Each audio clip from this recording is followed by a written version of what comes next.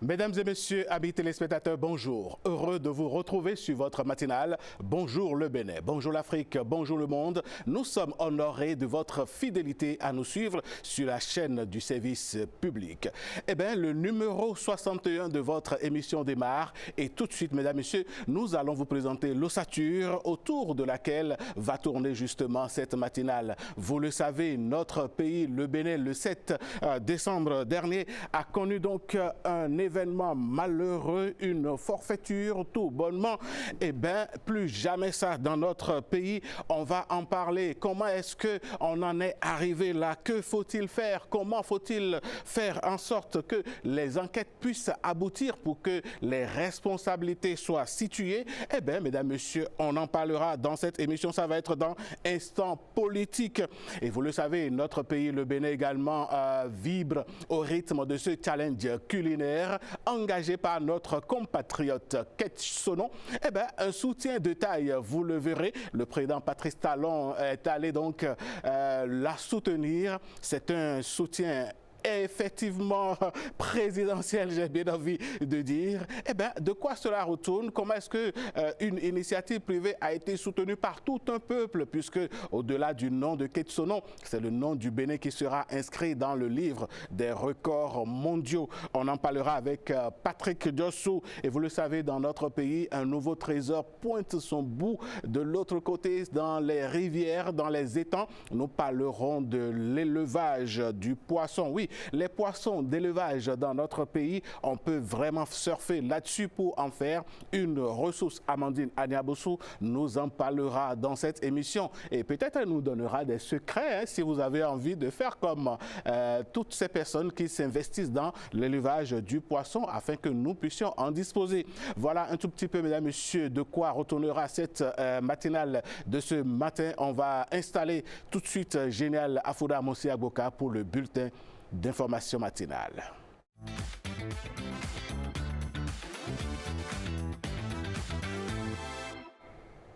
Madame, Monsieur, bonjour. Heureuse de vous retrouver en ce début de semaine.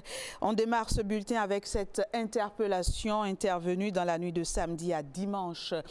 Tchabi Yahi, le fils de l'ancien président de la République Thomas Boni Yahi et secrétaire aux relations extérieures du parti Les Démocrates, a été arrêté et conduit à la direction de la police judiciaire pour des raisons encore inconnu.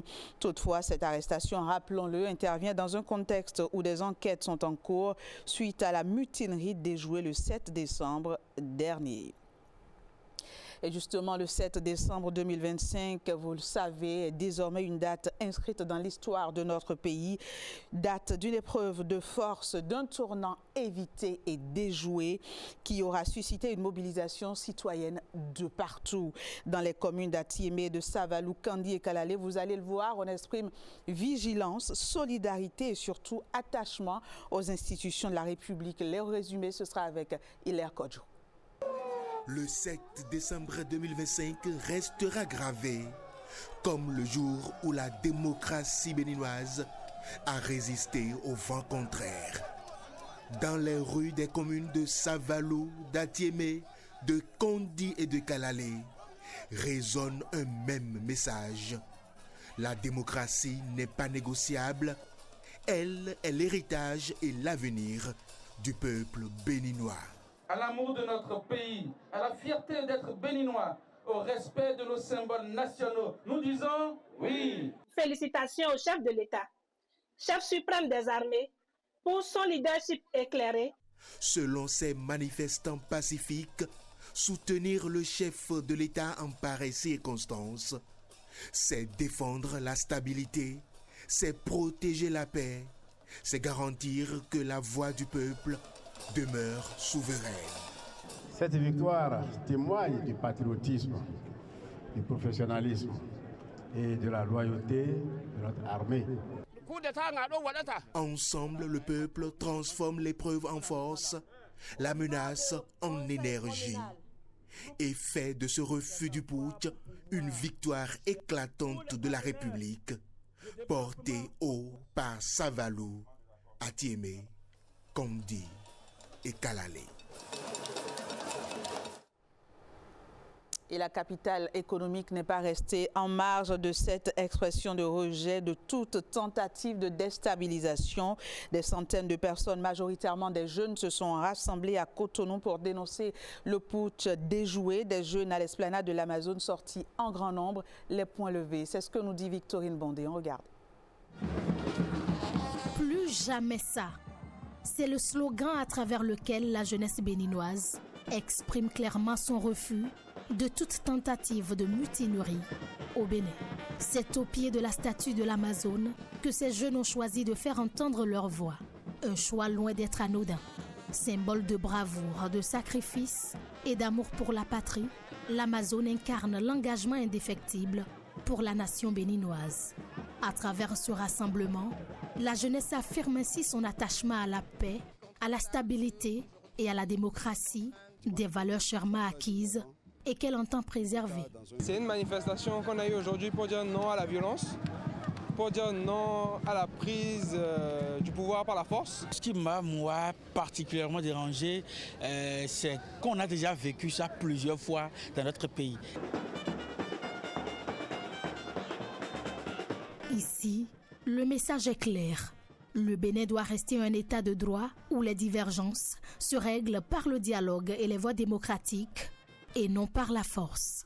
Plus jamais ça, martèle cette jeunesse déterminée à défendre l'avenir du pays. Venons-en à cette séance de prière. Nous sommes cette fois-ci avec le roi de Porto Novo, entouré des dignitaires de la cour et de nombreux invités. Il a intercédé pour le Bénin et ses enfants afin que la paix règne, surtout en cette période de fin d'année. Yves-Patrick Loco et Calvador Arono. Nous sommes au quartier Sokomé, premier arrondissement de Porto Novo. Dans la première case, habité par Théâtre Banlin, le fondateur du royaume, les prêtresses élèvent des prières à l'endroit de l'Éternel et du premier roi de Porto Novo. Les prieuses ont eu une pensée pour Djegbe, un des premiers occupants de Hogbonou, pour le Zangbetok Pakliao, pour le chef de l'État et pour le peuple dans son ensemble. À la fin de la prière, compte rendu est fait au souverain Bodagba Lokpon 8. Les intentions sont acceptées et le signe révélé est à clan. Nous nous inclinons devant la mémoire de Théâtre Banlin, fondateur du royaume de Hogbonou, père de notre cité, stratège et rassembleur, dont l'esprit continue d'insuffler à notre communauté un sens profond du devoir, de la dignité et de la paix. Cette séance intervient pour la protection du royaume après la tentative de putsch d'il y a quelques jours. Cet incident doit plutôt nous renforcer notre unité, renforcer notre détermination collective à rejeter toute forme de violence et renforcer notre attachement à la démocratie, à l'état de droit et à la stabilité qui fera la fierté de notre nation. Dieu a déjà exaucé. Vous allez voir, quand les temps ont fait leur cérémonie, ça a marché. Tout au long de la rencontre qui a réuni les princes, princesses, dignitaires et invités du roi, le mot paix était sur toutes les lèvres. Occasion pour le roi Bodagba Lokpon 8 de rappeler que le souverain d'Abomey Béhanzin, parti au royaume des ancêtres le 10 décembre 1906, avait déjà prédit que la paix régnerait sur le Bénin malgré tout. Ce bulletin se poursuit. Derrière chaque diplôme, vous le savez, il y a un combat, des sacrifices et surtout beaucoup de persévérance. À 29 ans, Inès Savi de Tovey devient architecte dans un contexte où les femmes restent peu nombreuses dans cette profession. Une réussite personnelle, mais aussi un message d'espoir pour toute une génération. Portrait d'une architecte qui veut mettre son talent au service de l'humain. C'est avec Astel Mereton et Alexandra Djotan. Impossible de rester insensible à la bravoure de ces dames. Elles sont au nombre de 5 dans un lot de 27 nouveaux architectes et urbanistes officiellement inscrits au tableau de l'ordre. Ce chiffre en dit long sur les défis, mais aussi sur la détermination. Inès fait partie de cette minorité qui force l'admiration. C'est une passion d'enfance où déjà quand j'étais très petite et je regardais la ville, je me disais qu'il y avait beaucoup d'inégalités qui se ressentaient dans les bâtiments. Et je me disais, pourquoi c'est seulement les gens qui ont de l'argent qui ont droit du beau? Tout le monde a droit du beau. 5 années pour décrocher un master en architecture, suivi de 2 années supplémentaires à affiner ses compétences en cabinet comme sur le terrain. Un parcours exigeant, fait de rigueur, de sacrifice et de persévérance. Aujourd'hui, Inès veut mettre son savoir-faire au service de l'humain en concevant des espaces pensés pour améliorer le cadre de vie. On construit pour des gens, même des plus petites maisons, des gens qui vont vivre. Il faut prendre la peine d'écouter les clients, d'écouter la population et d'essayer vraiment de faire plus de recherches pour créer des cités, des habitations, des villes qui nous ressemblent et qui sont en adéquation avec notre culture. Derrière cette réussite, un soutien indéfectible, celui de ses parents. Nous sommes contents qu'elle ait pu nous démontrer qu'elle aimait vraiment ce métier. Parce que au début, elle en parlait, mais nous sommes dans le secteur de la santé. Et puis, voyant ces notes d'SVT et de physique, on s'est dit non, bon, elle réunit les 3 paquets, il faut qu'elle vienne en sciences humaines, comme nous. Jusqu'au jour où on l'inscrit, on l'accompagne pour les premières inscriptions. Ça a été une merveille, elle a souvent eu de bonnes notes jusqu'à la fin. Franchement, par rapport à ma propre histoire, ne renoncez pas à vos rêves. Même quand vous n'êtes pas bon dans quelque chose, on vous dit, vous ne pouvez pas. Ayez confiance en vous, forcez, battez-vous et réalisez vos rêves en fait. C'est le plus important sur cette terre. D'ici les années à venir, j'espère, on sera plus de femmes que d'hommes parce que la femme a une certaine sensibilité qu'elle ajoute en plus dans sa conception que forcément les hommes n'ont pas.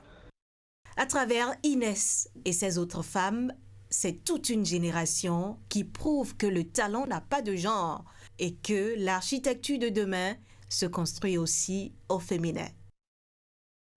Intéressons-nous à présent à ce projet de formation sur la cybersécurité. Il prévoit 40 bourses au profit de jeunes filles pour les former dans le domaine. Elles ont été sélectionnées suite à un appel à manifestation. On en sait un peu plus sur ce projet à travers ce reportage. 11 à 23%. Voilà le nombre de femmes exerçant dans le secteur de la cybersécurité. Ces chiffres alertent sur l'urgence de réduire les inégalités du genre dans ce secteur. C'est dans cette dynamique que s'inscrit le projet de formation de jeunes filles à la cybersécurité. Le projet commence par répondre à une problématique que nous avons dans notre écosystème, les compétences. Entre-temps, nous avons essayé d'adresser une autre question, qui est la rareté des femmes dans notre domaine. Déjà, en informatique, nous avons du mal à voir autant de femmes que nous aimerions en voir, qui pourraient être dans l'écosystème informatique, numérique, mais c'est encore pire quand on parle de cybersécurité. Renforcer la place de la femme dans les métiers du numérique et davantage en cybersécurité, voilà l'objectif de ce programme. Un programme qui va offrir à ces jeunes filles la possibilité de bénéficier d'une formation pointue et liée à leur domaine initial.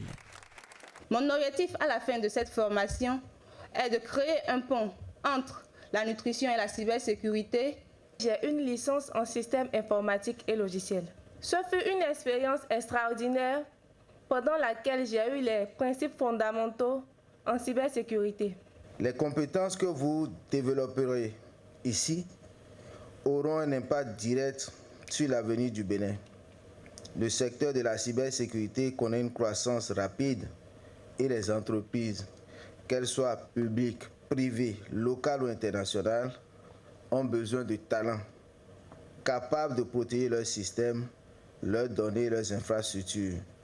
Sur près de 1700 manifestations d'intérêt, 40 jeunes filles sont sélectionnées pour bénéficier de la bourse.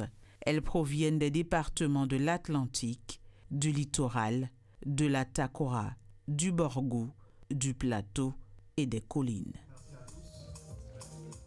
On parle sport dans ce 7h. La Coupe d'Afrique de basketball a tenu toutes ses promesses. Sur les terrains, l'intensité des duels et l'engagement des équipes ont offert du spectacle révélateur de la montée en puissance de cette discipline sur le continent. De Madagascar, sacré champion continental chez les dames comme chez les hommes, aux performances courageuses des sélections béninoises. La sélection a été marquée par des instants de gloire, de combativité et de fierté. Gloria Ouni. Dunk spectaculaire. Émotion, dribble incisif et tir lointain ont marqué la Coupe d'Afrique de basketball 3 contre 3. Cette joueuse malgache, détentrice du trophée continental, a été submergée par l'émotion d'avoir contribué à faire rayonner son pays. Par rapport à la galère qu'on vit ici, par rapport à tout ce qu'on vit, c'est là qu'on nous a donné la force. On a tendance de sortir de notre zone de confort, même dans notre vie, et on emmène ça dans le match. L'impressionnante île, Madagascar, s'est hissée à la première place, suivie de l'Égypte, classée deuxième, tandis que le Rwanda a complété le podium en décrochant la 3e place. Ce classement s'est confirmé aussi bien chez les dames que chez les hommes. Les rencontres âprement disputées ont donné lieu à des affrontements intenses, chaque équipe livrant bataille coup pour coup dans un esprit de compétition. Les Amazones du Bénin ont, quant à elles, vécu une compétition particulièrement exigeante. Elles se sont illustrées par une victoire nette et sans appel face au Botswana 21-12 avant de livrer un duel engagé contre le Rwanda, finalement perdu sur le score de 15-19. Les Guépards du Bénin, dribbleurs habiles et dunkers audacieux, ont tenu tête au Kenya lors de leur premier match porté par le meneur de jeu Gédéon Dongbo. Ils se sont toutefois inclinés par la suite face à la Zambie au terme d'une confrontation intense. On a fait ce qu'il fallait faire pour dominer non seulement l'adversaire mais aussi dominer le match en général. Il y a eu plus d'une occasion où on a eu des laissés-passer, mais avec notre arme défensive, on est remonté. Et certes, c'est une équipe très bonne. On s'attendait à qu'ils nous donnent une fil à retordre, mais si on avait un peu plus cette efficacité offensive, je pense qu'on aurait dominé le match. La Coupe d'Afrique de basketball 3 contre 3 s'est achevée dans une atmosphère contrastée, mêlant joie, regret, peine et fierté à l'image de la passion suscitée par cette discipline. Et puis je prends en congé de vous dans quelques instants, mais d'abord le point des marchés ouverts du jour. C'est parti.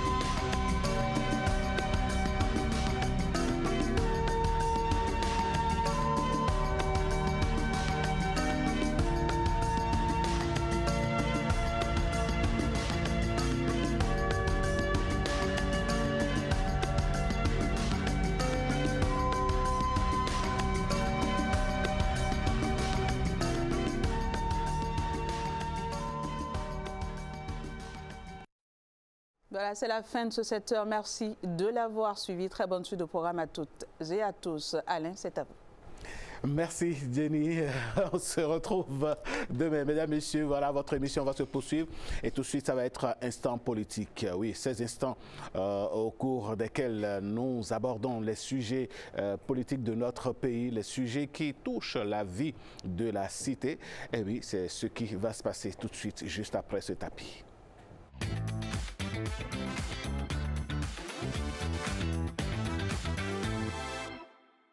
Instant politique. Lui, il est expert en communication politique, communication de crise, géopolitique, géostratégie. Il s'appelle Emel Guérin. Monsieur Guérin, bonjour. Bonjour, monsieur Choutoubé. Comment allez-vous? Très bien. Merci d'avoir accepté notre invitation. Avec plaisir. Alors, qu'est-ce que cela vous fait d'être dans un studio qui, une semaine plus tôt, a été pris d'assaut par des mutins? Vous savez, c'est l'émotion. Et d'ailleurs, c'est la première fois que je rentre dans ce studio. Vous avez un très beau studio. Merci. C'est l'émotion, c'est regrettable. Et je suis bien imaginé, je me suis mis à votre place. Ce que ça veut dire, parce que le crépitement des armes, je sais ce que ça veut dire, pour avoir parcouru certaines zones de guerre en Afrique et ailleurs. Et c'est très difficile. On ne s'en remet pas de sitôt. Mais justement, Monsieur Guérin, dites-nous, à votre avis, comment est-ce qu'on en est arrivé là? Si on doit analyser les faits, qu'est-ce qui saute aux yeux tout de suite dans ce drame-là? Bon, mais écoutez, la force, toute force militaire, quelle qu'elle soit, est l'échec du politique d'abord. Quand la politique échoue, quand le politique échoue, on a la force. Parce qu'il n'y a plus de dialogue, il n'y a pas de communication, il n'y a pas de poches de sortie. Et donc c'est l'échec d'un système, c'est l'échec de la politique et du politique simplement. Mais vu sous cet angle, est-ce que parce que la politique aurait échoué, l'on a le droit de prendre des armes, de procéder par la force? Il n'y a aucun droit, il n'y a aucune légitimité, il n'y a rien qui puisse justifier la prise des armes dans ce contexte-là. Mais je fais le diagnostic simplement en tant que technicien pour dire, de façon classique, quand les armes sortent, c'est que le politique a échoué. Quand les armes sortent, c'est qu'il n'y a pas eu le dialogue. Quand les armes sortent, il y a quelque chose qui ne va pas. Et c'est ça qu'il faut prendre le recul pour regarder de près qu'est-ce qui s'est passé. Et vous avez bien posé la question, comment en est-on arrivé là? Ce ne sont pas, je vous l'ai toujours dit, ce ne sont pas des civils, ce n'est pas le peuple et qui a pris les armes. Ce sont quand même des militaires qui sont payés avec l'argent du peuple béninois et qui a pris les armes pour tuer encore les Béninois. C'est quand même assez dramatique. Et il faut prendre ça très au sérieux, cette situation, pour que ça n'arrive plus. Parce que moi, personnellement, ça me rappelle le 16 janvier 1977, l'agression des mercenaires. C'est à peu près parce que depuis, on n'a plus rien vu de pareil. C'était l'hécatombe, ça tirait de partout. Et là, je crois que là où nous sommes, le peuple et les politiciens doivent se regarder dans le miroir pour nous dire comment en est-on arrivé là. Puisque l'armée a un chef. Vous comprenez? Alors, comment en est-on arrivé là? Ce sont eux qui vont donc nous répondre pour qu'il y ait eu cette partie gangrénée de l'armée régulière. Parlant justement de réponse, les enquêtes sont en cours. À votre avis, comment est-ce que l'on peut, en tant que citoyen béninois, aider aujourd'hui à la manifestation de la vérité? Ça, c'est ce que tout le monde attend aujourd'hui. Le coup est passé, le choc, on est toujours dans ce choc-là. C'est quelque chose qu'il faut condamner avec la dernière énergie. Mais comment est-ce que l'on peut faire pour la manifestation de la vérité? Bon, d'abord, je pense que ça a bien commencé. Le gouvernement, pour éviter les intoxications, les fake news, a quand même mis là, c'est pour une première, on peut en citer dans le monde, après ce genre de drame, que le gouvernement prenne la responsabilité d'élucider, de quand même clarifier certaines choses. Je pense que le gouvernement a beaucoup parlé, et c'est ça qui est bien pour éviter les intoxications. Parce que, vous savez, c'est après tout une affaire d'État. On peut l'entourer donc des raisons d'État pour ne pas, pour les classifier. Mais là, nous avons compris beaucoup de choses. Et ça permet aussi aux citoyens que nous sommes de participer à cette vulgarisation, de participer à, si entre-temps, le citoyen se retrouvait avec une information, puisqu'ils ne sont pas tous arrêtés, peut-être qu'ils se cachent encore dans nos buissons, dans nos maquis, justement, ou ailleurs. on parle de mutins en fuite. Dans un Bénin aussi bien vaste que bien cerné également, je vais dire, probablement, quels pourraient être les refuges des mutins en cavale? Bon, je ne saurais le dire, mais ce que nous savions, je ne peux que m'en tenir aux informations données par le gouvernement. Et donc, il y a eu cette issue de par le nord du Bénin, donc par Tchaourou ou autre. Après, ils se retrouvent, ce qui est sûr, ils se retrouvent dans un pays du voisin où peut-être après, ils sont partis quelque part, je n'en sais rien. Peut-être qu'ils sont toujours à l'intérieur du pays et se cachent. C'est bien possible, parce que ce qui s'est passé le 7 passé a montré qu'il y a des failles dans le système. Il y a de l'eau dans du gaz. Et donc, il faut colmater les brèches et régler cette question une fois pour toutes. C'est vrai que nous sommes, je l'inscris personnellement, dans la ligne du temps. Nous sommes à l'entame d'un nouveau cycle. Et quand vous voyez l'histoire de l'humanité, à chaque fois que l'humanité est en train de rentrer dans un nouveau cycle, la violence est de partout. Et quand vous voyez, vous faites le panorama de notre planète aujourd'hui, il y a des poches de guerre partout. Il n'y a aucun lieu, aucun endroit où il n'y a pas la violence, où il n'y a pas la guerre. Et bien parce qu'à un moment donné, l'Occident, dont nous dépendons, nous avait enfumé de ce que nous sommes dans un monde de paix après la Deuxième Guerre mondiale, après la terreur, qu'on n'en aura plus. Et puis, certains pays sont restés dans cette dynamique pour ne pas s'armer, pour ne pas se préparer pour ce qui vient demain. Et c'est ça. Je pense qu'il faut aussi alchimiser cette situation, transcender. Moi, je n'analyse pas les situations politiques d'envergure sans pouvoir transcender la situation, sans pouvoir faire appel à mon soi, c'est-à-dire mon être spirituel, pour savoir qu'est-ce qui s'est passé. Ce qui est sûr, le temps, en tout cas au Bénin, si une telle situation ne pourrait pas aboutir, ça c'est une évidence, parce que la divine providence n'a pas voulu simplement. Tout simplement. Donc la divine providence a dit non. Il faudrait qu'on remercie Dieu, le Christ, pour avoir dit non à cette histoire, parce que c'est un saut dans l'inconnu aussi. Hein? C'est un saut dans l'inconnu. Vous comprenez, on ne sait pas ce qui va arriver. Écoutez, quand on prend le pouvoir souvent par les armes, c'est toujours catastrophique. Alors, est-ce que ces mutins, à votre avis, quand vous voyez un peu le déroulé des choses tel que schématisé par le communiqué sorti à l'issue du Conseil extraordinaire des ministres du 8 décembre, est-ce que les mutins auraient pu bénéficier de complicité interne ou externe quand on voit un peu l'atmosphère à l'international? Ça ne saurait en être autrement. Si c'est un coup d'État, une tentative classique, c'est sûr qu'ils ont eu de soutien à l'extérieur et même à l'interne. Ça, c'est une évidence. Quand c'est un coup d'État, une tentative telle qu'on l'a vu, parce qu'il y a eu quand même des rudes combats. Vous imaginez, depuis qu'on était en train de parler, si les armes tiraient, ce qui allait se passer. Donc, dans certaines zones, on a appris qu'il y a eu même des combats de 40 minutes. Je crois que c'est suffisamment grave. Et donc, forcément, il y a des complicités. On ne peut pas se lever du jour au lendemain et faire un truc comme ça. Ça se voit clairement que ceux-là, ils ont préparé leur coup, se sont bien préparés pour agir ici. Et je profite pour planter mes condoléances à la famille du général Bada. C'est assez tragique. Parce que ainsi qu'aux familles de tous les Béninois qui sont tombés sur le front. Elle n'a rien à voir avec cette histoire. C'est ça le drame, c'est ça la catastrophe lorsqu'on prend les armes. On ne peut pas régler une question. Notre pays n'a pas besoin de ça. Et si c'est la gouvernance de talent, je pense qu'il s'en va d'ici 4 ou 5 mois.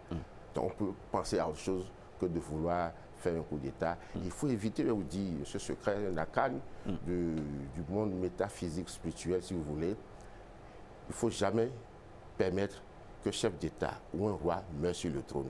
C'est catastrophique pendant des dizaines d'années pour les populations, pour le pays dans lequel ça s'est passé.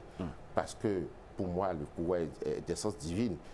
Quel qu'il soit, quelle que soit sa manière de gouverner, il gouverne avec son libre arbitre et devoir répondre demain à celui qui lui a donné le pouvoir. Élu de toutes les façons, c'est le premier. Qu'il soit élu ou pas, c'est lui qui est là, il représente tout le pays, il est le porte-étendard de tout le pays, donc il faut respecter, comme on le dit souvent, l'autorité établie. C'est très important et ne pas tomber dans... C'est trop facile en fait. Allez, Emel Guérin, on ne le dira jamais assez, c'est un acte suffisamment grave et on espère que les enquêtes vont réellement aboutir pour situer les responsabilités et faire en sorte que le calme, mais c'est vrai que le calme est revenu dans le pays. En tant que citoyens, nous, notre part, c'est de faire part aux autorités justement si nous avons des informations, mais comment est-ce que le citoyen peut participer à l'aboutissement des enquêtes sans tomber dans la délation par exemple? Je voudrais simplement inviter les Béninois à prier. Il faut prier pour nos dirigeants. Parce que quand un dirigeant réussit, c'est bon pour nous tous. Nous n'avons aucun intérêt qu'un dirigeant échoue dans sa gouvernance. C'est ça qu'on nous oublions. On n'est pas tous obligés d'être des politiciens, de faire partie des partis politiques, encore que ce qui s'est passé a relevé une faille, une défaillance notoire, irresponsable des politiciens. Je m'attendais à ce que ce 7 dimanche, qu'au moins les partis politiques de la majorité présidentielle appelaient à descendre dans les rues pour soutenir le chef de l'État, pour ceinturer, comme on l'a vu en Turquie, comme on l'a vu en 2002 en Côte d'Ivoire, où le peuple a fait échouer un coup d'État en 2002 par rapport à Laurent Gbagbo. Je n'ai pas vu ça. Je dis, mais finalement, le gars, il se retrouve seul. Après avoir tressé le lit, après avoir tout donné, couronné, ces partis politiques, il abandonne et se retrouve seul, comme l'a dit dans ses mémoires Abdou Diouf. Il est devenu, il est dans la solitude de l'homme au pouvoir. Dans le feu de l'action et dans cette surprise-là, et surtout dans cette ambiance de peur, est-ce que vous pensez que ce serait responsable pour les partis politiques d'appeler le peuple à descendre dans la rue? Est-ce que ce ne serait pas faire le lit à ce que voudraient les mutins? Mais justement, ça allait empêcher les mutins d'évoluer ainsi, parce que s'ils ont un minimum de fibre patriotique, ils ne voudraient pas tuer sur la population civile non armée. Et ensuite, le chef est au front, le chef subit, et il a été abandonné. Vous vous rendez compte? C'est pas possible. Donc moi, je pense que c'est une faille, et puis ça doit donner quand même des leçons à ceux qui nous dirigent pour dire que à la fin, vous serez seul devant votre conscience. Vous serez seul devant la conscience universelle, la conscience primordiale pour répondre de vos actes, que ce soit ici ou ailleurs, ou dans un autre monde. C'est ça la réalité. Mais heureusement que vous avez vu, il y a eu beaucoup de spéculations par rapport à l'intervention de la France ou du Nigeria. Je voudrais vous rappeler des faits historiques pour dire que le Nigeria a 3 raisons fondamentales d'intervenir. Premièrement, il en a les moyens, le Nigeria. Il ne faut pas l'oublier. Deuxièmement, nous sommes voisins. Le droit du voisinage, absolument. Et troisièmement, le gouvernement béninois le lui a demandé. Qu'il vous souvienne qu'en 2013, le président de transition du Mali a appelé la France au secours quand les djihadistes étaient aux portes de Bamako. Et très souvent, au Tchad, l'armée française était intervenue plusieurs fois pour sauver Idriss Déby. Cela n'a jamais été autant une critique, vous comprenez.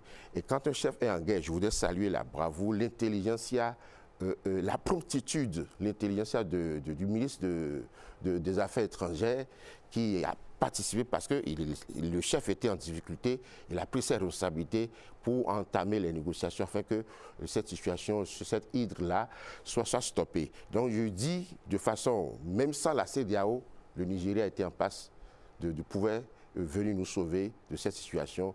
Et donc ce n'est pas une ingérence, puisque, écoutez, on est en guerre quelque part. Enfin, ce 7 décembre, c'était une journée de guerre. Tout à fait. Et c'est déjà suffisant pour que d'autres puissances alliées ou voisines interviennent. Et je vais vous rappeler, ce qui se passe aujourd'hui en Ukraine, c'est à peu près ça. C'est-à-dire que la Russie dit, je ne veux pas avoir un voisin qui va m'embêter.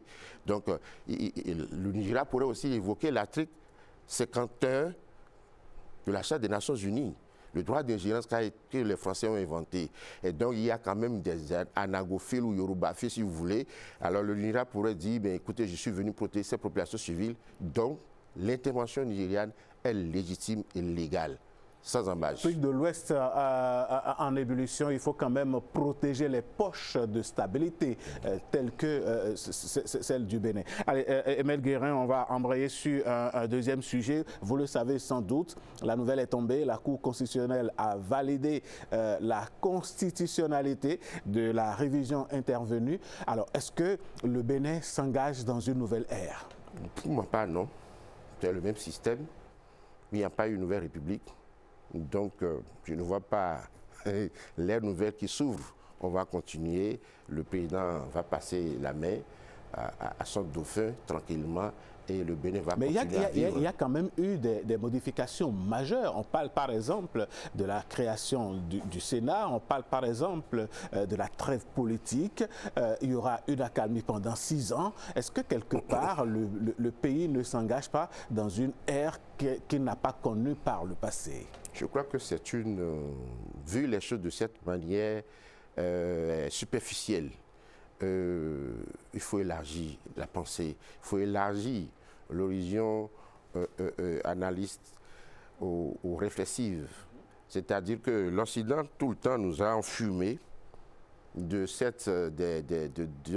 sibyllisme conceptuel, terminologique. Dire, bon, écoutez, la démocratie, le multipartisme. Mais je vais vous dire ceci. Depuis 30 ans, le multipartisme a apporté plus de guerres, a provoqué plus de guerres en Afrique que n'importe quel temps. Qu'est-ce qui vous fait dire ça? Le multipartisme, c'est quand même la pluralité des expressions, non? Oui, mais ça nous déchire. L'Afrique est constituée d'ethnies, de tribus, ainsi de suite. Et ce multipartisme a causé une situation clanique des partis politiques, même si ici le Bénin essaie de colmater les brèches, ça ne se passera jamais. Parce que même en France ou dans les grands pays comme les États-Unis, les politiciens ont leur fief. C'est naturel, c'est ainsi. Alors, penser que cette réforme-là n'est pas démocratique, je dis non. La démocratie n'est pas synonyme. Il faut déconstruire cette conception aujourd'hui. La démocratie n'est pas synonyme de multipartisme. Ça fait un.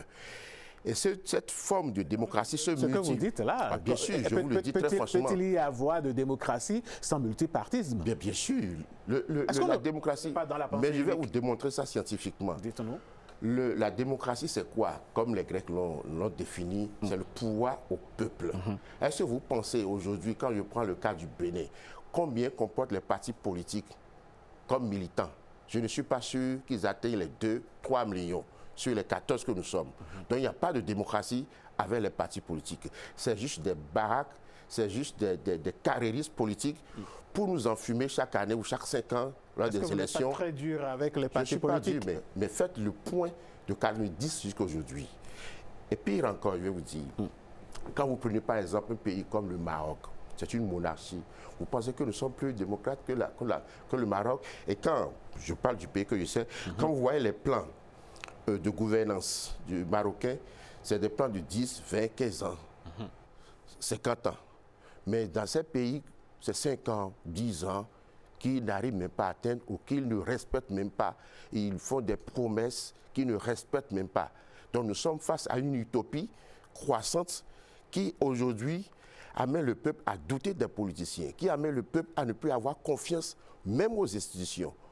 Et donc, ce Sénat, je crois que je vous l'avais déjà dit, si nous voulons en faire un bon instrument institutionnel, nous pouvons le faire. C'est-à-dire que moi, j'appelle de tous mes voeux que l'on laisse toutes les querelles et penser à la patrie Bénin, et penser au Bénin, et qu'on essaye de pouvoir.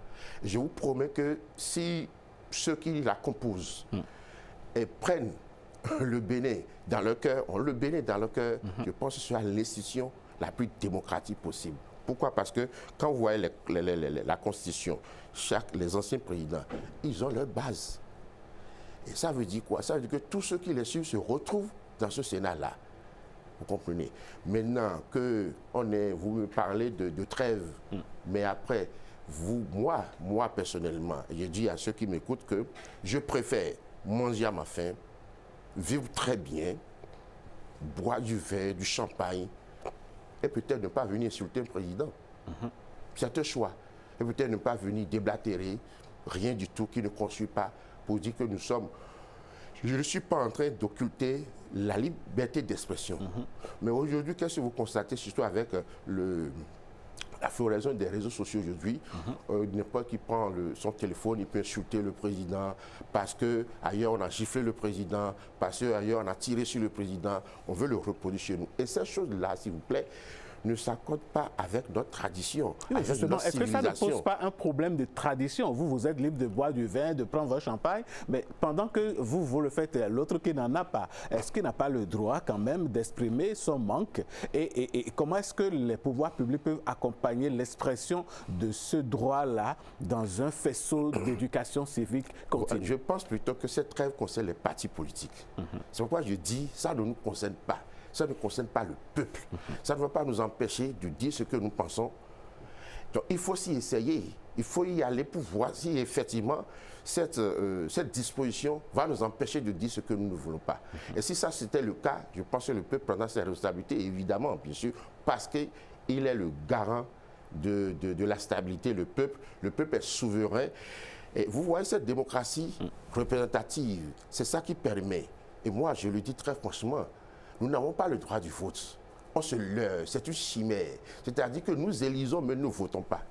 Ah oui? Vous voulez que je vous explique? Très bien. Nous élisons des hommes pour nous diriger, mais nous leur donnons, nous dépossédons de nos droits de vote pour qu'ils votent les lois. Quel peuple vote les lois? Dites-moi. Personne ne vote les lois. Le peuple ne vote pas. C'est les députés que nous avions élus qui vont voter les lois. Donc on nous en fume que nous votons, nous ne votons pas. Oui, mais après, vous avez, en tant que peuple, la possibilité d'avoir le référendum. Si les politiciens décident, par exemple, de soumettre une proposition à une loi référendaire. Mais vous le dites bien, si. Eh bien, s'ils ne le font pas, comme ça se passe. Nous avons déjà vu subir deux révisions constitutionnelles. Il n'y a pas de loi référendaire, vous comprenez. Et quand on dit comme moi, je dis, on aurait pu, on aurait dû. Je n'ai pas forcé. La révision a respecté les textes. Écoutez, en France, la 5e République, la Constitution a été révisée il y a 25 fois, s'il vous plaît. Donc, il n'est pas interdit de la réviser. Et même en 2007, qu'est-ce qui s'est passé? Puisque c'est la référence pour nous, la France. Le référendum pour le Maastricht qui a été dit, non, pas le peuple français, qu'est-ce qui s'est passé? Sarkozy est arrivé, il a fait passer par l'Assemblée. Voilà comment on dupe le peuple tout le temps. Et à un moment donné, on s'étonne que ça ne va pas, alors que le peuple souvent est le fruit, ou la conscience collective est le fruit de ce que les politiciens ont fait de ce peuple-là. Et puisque nous sommes dans un moment où, dans un cycle de rétribution et de lumière, c'est-à-dire que, qu'on le veuille ou non, ces situations, ces situations ne dépendront plus de nous. Ça va se faire de soi parce que, je vous ai dit, le karma tombe, le jugement divin tombe. Donc tout sera mis à la lumière et tout sera rétribué. Donc je dis, si nous voulons nous porter dans un nouveau paradigme, dans le paradigme qui arrive, il vaudrait mieux qu'on dirige mieux et très bien même les peuples, même si on ne peut pas tout faire. Moi, je pense qu'il faut que l'État providentiel revienne. Et oui? Ce serait un retour en arrière. Allez, comment un retour en arrière? Monsieur Guérin, on vous aura compris. Le temps, vous savez très bien que c'est la denrée qu'il faut vraiment gérer par ici. Ce serait un plaisir de vous retrouver. Pourquoi pas? Ce plateau, c'est le vôtre. Je suis à votre disposition. Si vous avez un dernier mot à dire, un mot de fin pour conclure cet entretien. Eh bien, je voudrais rappeler à tout le peuple béninois, à tous les politiciens, les partis politiques, que même si le mal est éloigné, mais il faut toujours être prudent. Je propose que nous prenions au moins une journée ou quelques heures sur tout le plan national pour prier pour notre pays, pour prier pour exorciser le mal de la guerre, le mal de la violence, tous ensemble, parce que autant que nous sommes tous des croyants. Quelle que soit la croyance, on peut organiser une journée nationale de prière, de recueillement, prier pour ceux qui sont tombés le 7, prier pour protéger nos dirigeants, quels qu'ils soient, ils sont des fils du Bénin, prier pour que le Christ les illumine à nous diriger davantage. Merci beaucoup. Ce sera déjà une bonne prière que vous faites déjà pour la nation. Merci Emel Guérin. Je rappelle que vous êtes expert en communication politique, géostratégique et en résolution des crises. Merci d'être toujours disponible pour nous accompagner sur ce plateau matinal. Je vous souhaite une très belle journée. Merci, pareil à vous. Allez, merci beaucoup. Chers amis téléspectateurs, voilà qui met fin donc à l'instant politique. Nous allons recevoir tout à l'heure pour pour Événement à la une, l'homme Patrick. Voici une petite pause pour l'accueillir.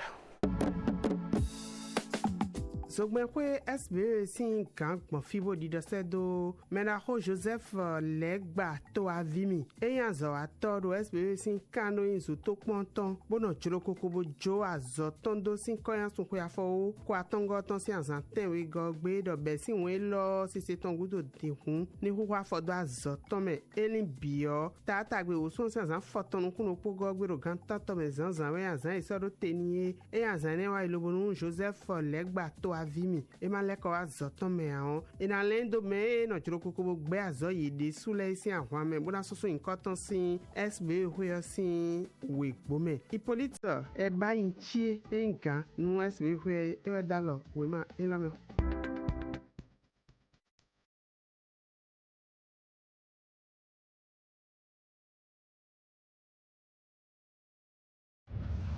Sur nos plateaux, les débats reposent sur le respect mutuel et la neutralité.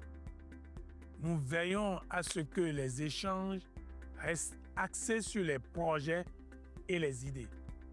Pas d'attaques personnelles et de discours de haine. Un média responsable, c'est un gage de confiance pour les citoyens. En période électorale, notre mission est d'informer avec rigueur, de veiller à un accès équitable de tous à l'espace médiatique et de garantir à chaque candidat une juste représentation. Un débat responsable, c'est la promesse d'élections apaisées. Le débat électoral doit être une tribune d'idées. Faisons des débats sur les médias un outil de paix, de transparence et de cohésion nationale. Notre rôle est d'éclairer les électeurs avec professionnalisme et impartialité, afin que chacun vote en toute conscience. Donner la parole à tous dans l'équité et la responsabilité. Voilà le sens de notre engagement en période électorale.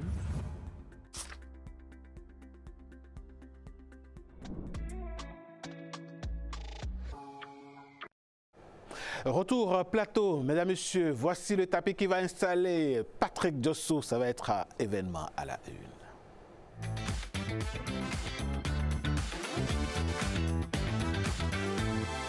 Vous le savez, tout un peuple porte celle-là qui veut inscrire non seulement son nom, mais le nom de notre pays dans le livre des records mondiaux. Patrick Diosso, bonjour.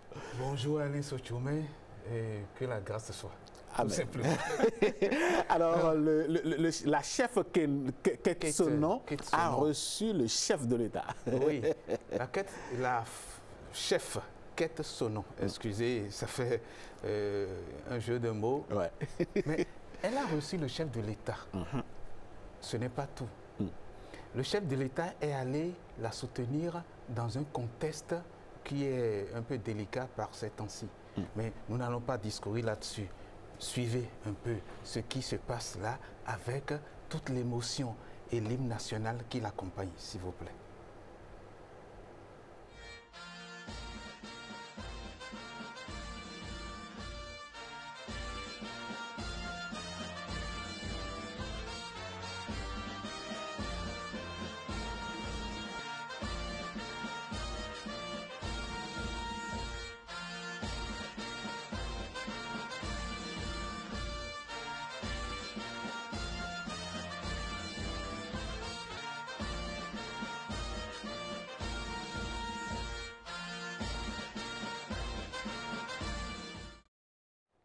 Alors, vous l'avez vu, le chef de l'État est allé soutenir Ketsono. C'est pour dire que la sécurité est toujours de mise dans ce pays. Et pour appeler, pour dire à toute la diaspora, ceux qui ont encore peur de ce qui s'est passé de la mutinerie, tout est au point pour que la sécurité soit de mise. Donc la sécurité est là. Le pays est en sécurité. Ceux qui sont allés pour soutenir Ketsono, ils sont toujours des centaines, des milliers de personnes qui continuent d'être là au palais des congrès. Le chef de l'État est allé et vous avez vu l'accolade qu'il y a eu. Tout ce qui montre que nous n'avons aucune peur de revenir au pays pour ceux qui sont de la diaspora. Et je dis à ceux qui sont en train de s'apprêter pour Vodundes, il n'y a pas de peur. Le pays est en sécurité. Tout le pays est en sécurité. Et justement, pour parler de diaspora, nous avons avec nous une personne qui est venue directement de la diaspora. C'est une béninoise de la diaspora. Elle est là pour nous parler de son ouvrage, mais un peu de son parcours qui est un parcours atypique. Elle est cerise sur le gâteau, Cerise Deli. C'est son nom sur les réseaux sociaux et elle est venue avec un ouvrage qui nous parle des petits conseils par rapport au bonheur, le bonheur dans les petites choses.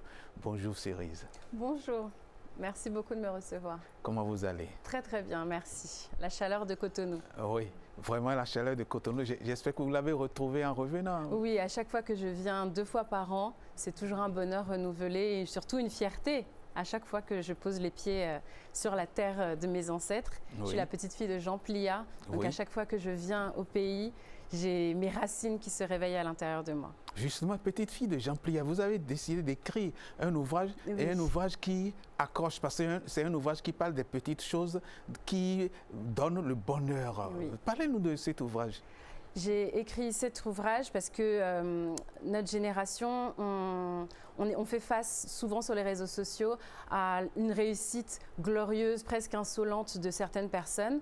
Et les personnes qui peuvent considérer au quotidien qu'ils n'y arrivent pas, que le bonheur c'est quelque chose qui est droit devant, qui est loin, qui est à chercher, et sans se rendre compte qu'en fait, chaque matin, chaque soir en se couchant, chaque petit bonheur, chaque petite chose du quotidien représente le bonheur de la vie. Et c'est l'accumulation de toutes ces petites choses qui en fait font qu'on est heureux.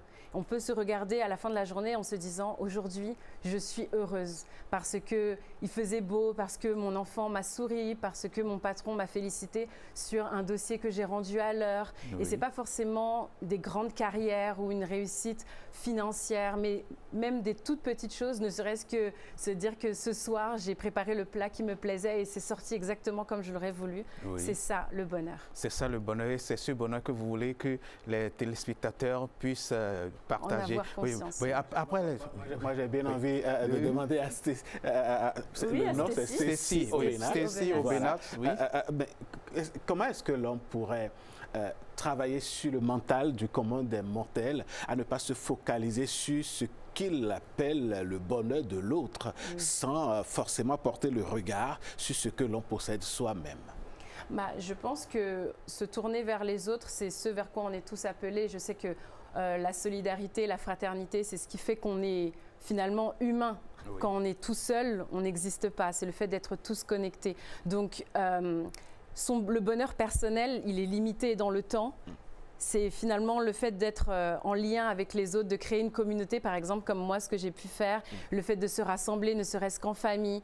C'est tout ça qui augmente le bonheur, de pouvoir tendre la main à une personne de sa propre famille, poser la question, demander sincèrement « Est-ce que tu vas bien ?» sincèrement, et écouter la réponse surtout.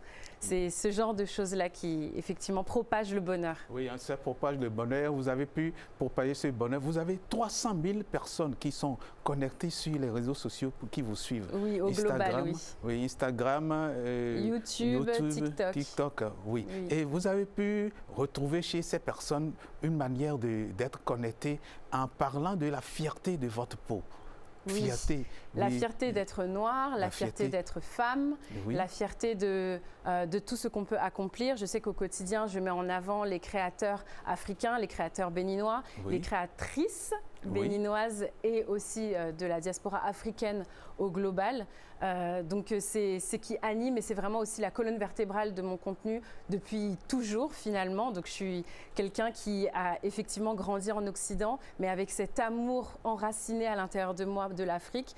Et si aujourd'hui, grâce à ma communauté, à la plateforme que j'ai aujourd'hui, je peux le diffuser et le faire rayonner, c'est tout ce que je souhaite. Donc, et cette plateforme vous a permis d'être toujours connecté avec le Bénin. Et vous, vous êtes à l'ambassade du Bénin en France? Oui, je suis chef de projet digital pour l'ambassade du Bénin en France.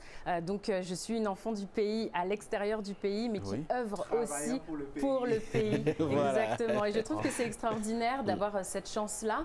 Et tous les Béninois de l'intérieur du pays, mais les enfants de l'extérieur du pays peuvent aussi contribuer à ce rayonnement. On l'a vu avec tous les différents événements qu'il y a eu, l'OVEA, les Vodou Days, même toutes les petites initiatives qui sont prises. C'est important qu'on soit tous des relais de cette fierté, de ce rayonnement culturel, cet éblouissement même que le Bénin représente aujourd'hui sur la scène internationale. Oui, je vous prends simplement, je voudrais que vous puissiez faire un appel par rapport au Vodou Days, par rapport à tout ce qui est événement, l'OVEA, tout ce qui vient bientôt, et que vous avez pu voir la situation du pays, que la paix est là, tranquille, la sécurité. Le Bénin est un appel tranquille. à tous ceux qui sont de la diaspora, qui sont en train d'être frileux par rapport à leur arrivée au Bénin. Je voudrais bien que vous puissiez nous faire cet appel-là. Oui, effectivement. Alors moi, je suis dans le pays depuis quelques jours et j'avais aucun doute que la situation était sous contrôle. Et lorsqu'on est sur place, il y a une paix, un contrôle, un apaisement et même une certaine excitation des événements qui vont venir.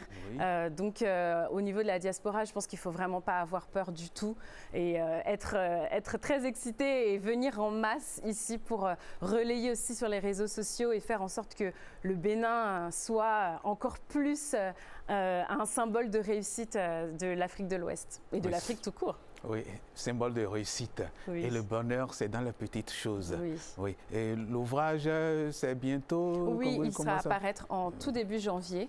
Et donc disponible à la précommande, en précommande dès aujourd'hui, mais en commande sur Internet. Oui, voilà. Et on pourra le déguster avec. Voilà, exactement. Et nous espérons que vous allez revenir nous parler directement de l'ouvrage, rien que de l'ouvrage, et puis on puisse être connecté, être dans notre bonheur, le bonheur de tous les jours. Je vous le dédicacerai. Dans les choses quotidiennes. Merci d'être passé. Vous avez certainement un dernier mot, pas un dernier mot, on n'a pas de dernier mot, un mot qui puisse nous permettre un mot de fin. Un mot de fin. Bravo au Bénin, bravo aux Béninois et aux Béninoises dans le monde entier, à l'intérieur du pays et également dans le monde entier pour pouvoir faire ce que le Bénin est aujourd'hui et le faire progresser toujours plus. C'est incroyable et ça rend énormément fiers. Je pense que tous les Béninois et la diaspora sont de plus en plus fiers. Oui, ils sont de plus en plus fiers et ils sont debout. Enfants du Bénin, debout. Oui. Et justement, debout. Et nous avons eu un appel que vous allez suivre certainement où toute la SRTB est debout, fière d'appartenir à ce pays, fière de servir ce pays. La SRTB debout, ça me rappelle quelqu'un qu'on appelle Jean-Jacques Debout. Debout, c'est son nom. Jean-Jacques Debout, qui est l'époux de Chantal Goya. Chantal Goya qui nous a chanté aussi Petit Papa Noël. On va finir ce plateau en parlant de Petit Papa Noël. C'est un boulevard que nous traçons vers la fête de Noël. Suivez s'il vous plaît.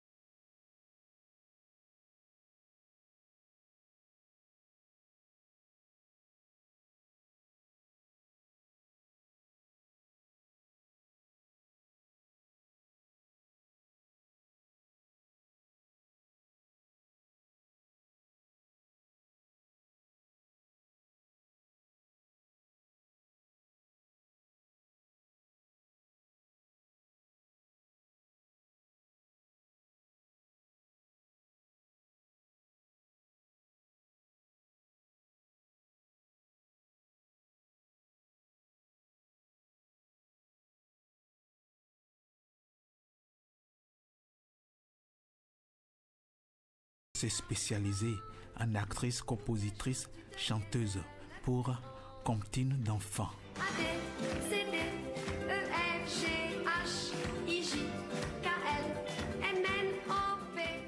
Pour émissions enfantines. Dans mon cœur un peu de ce pays. Vous resterez dans nos cœurs, mademoiselle aussi. Pour dessins animés infantiles comme Booba, le petit ourson.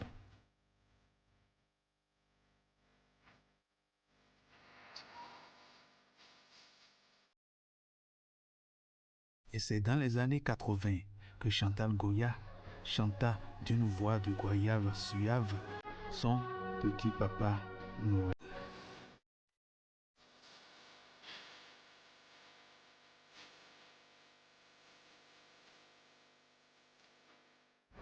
Eh oui, petit Papa Noël, le boulevard est déjà tracé, la fête est dans l'air et justement, vous savez que lors des fêtes, le poisson n'est jamais loin. C'est d'ailleurs l'une des pièces maîtresses de nos repas et le Bénin commence par en faire un trésor, les poissons d'élevage. Amandine Aniabosso nous en parle dans cette rubrique.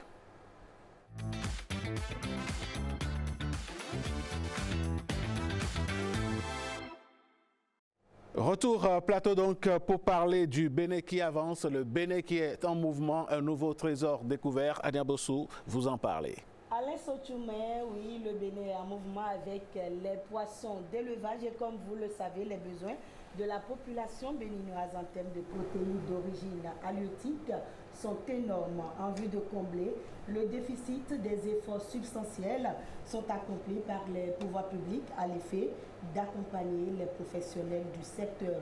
Ce faisant, l'élevage de poissons est inscrit au rang des priorités et offre une véritable source d'aliments nutritifs et de protéines animales pour une grande majorité de la population.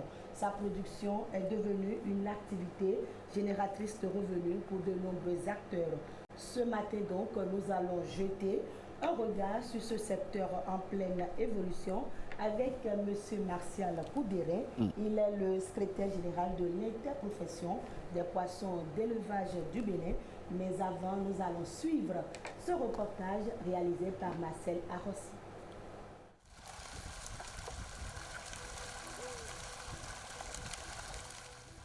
Longtemps dépendant des importations, le Bénin développe désormais sa propre puissance aquacole.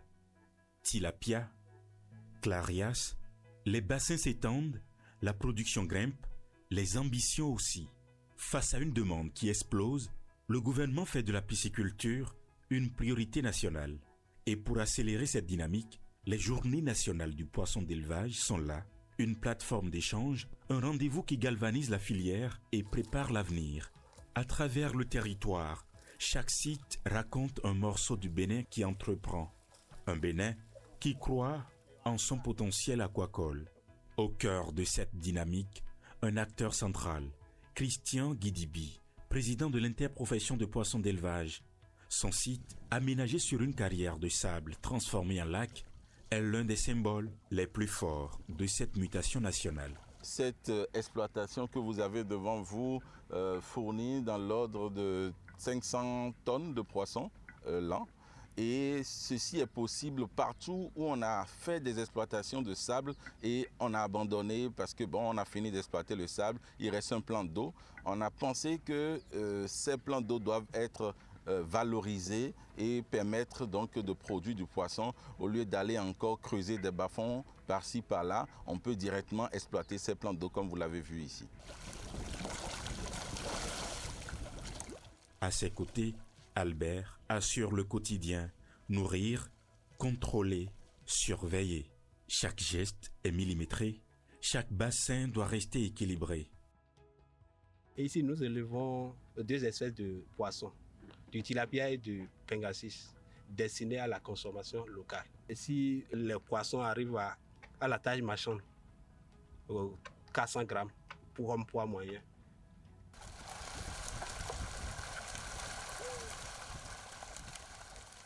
Ici, la technicité est aussi importante que la passion.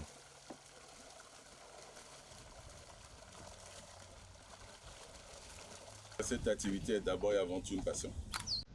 Et d'une passion, ça s'est révélé une opportunité d'affaires.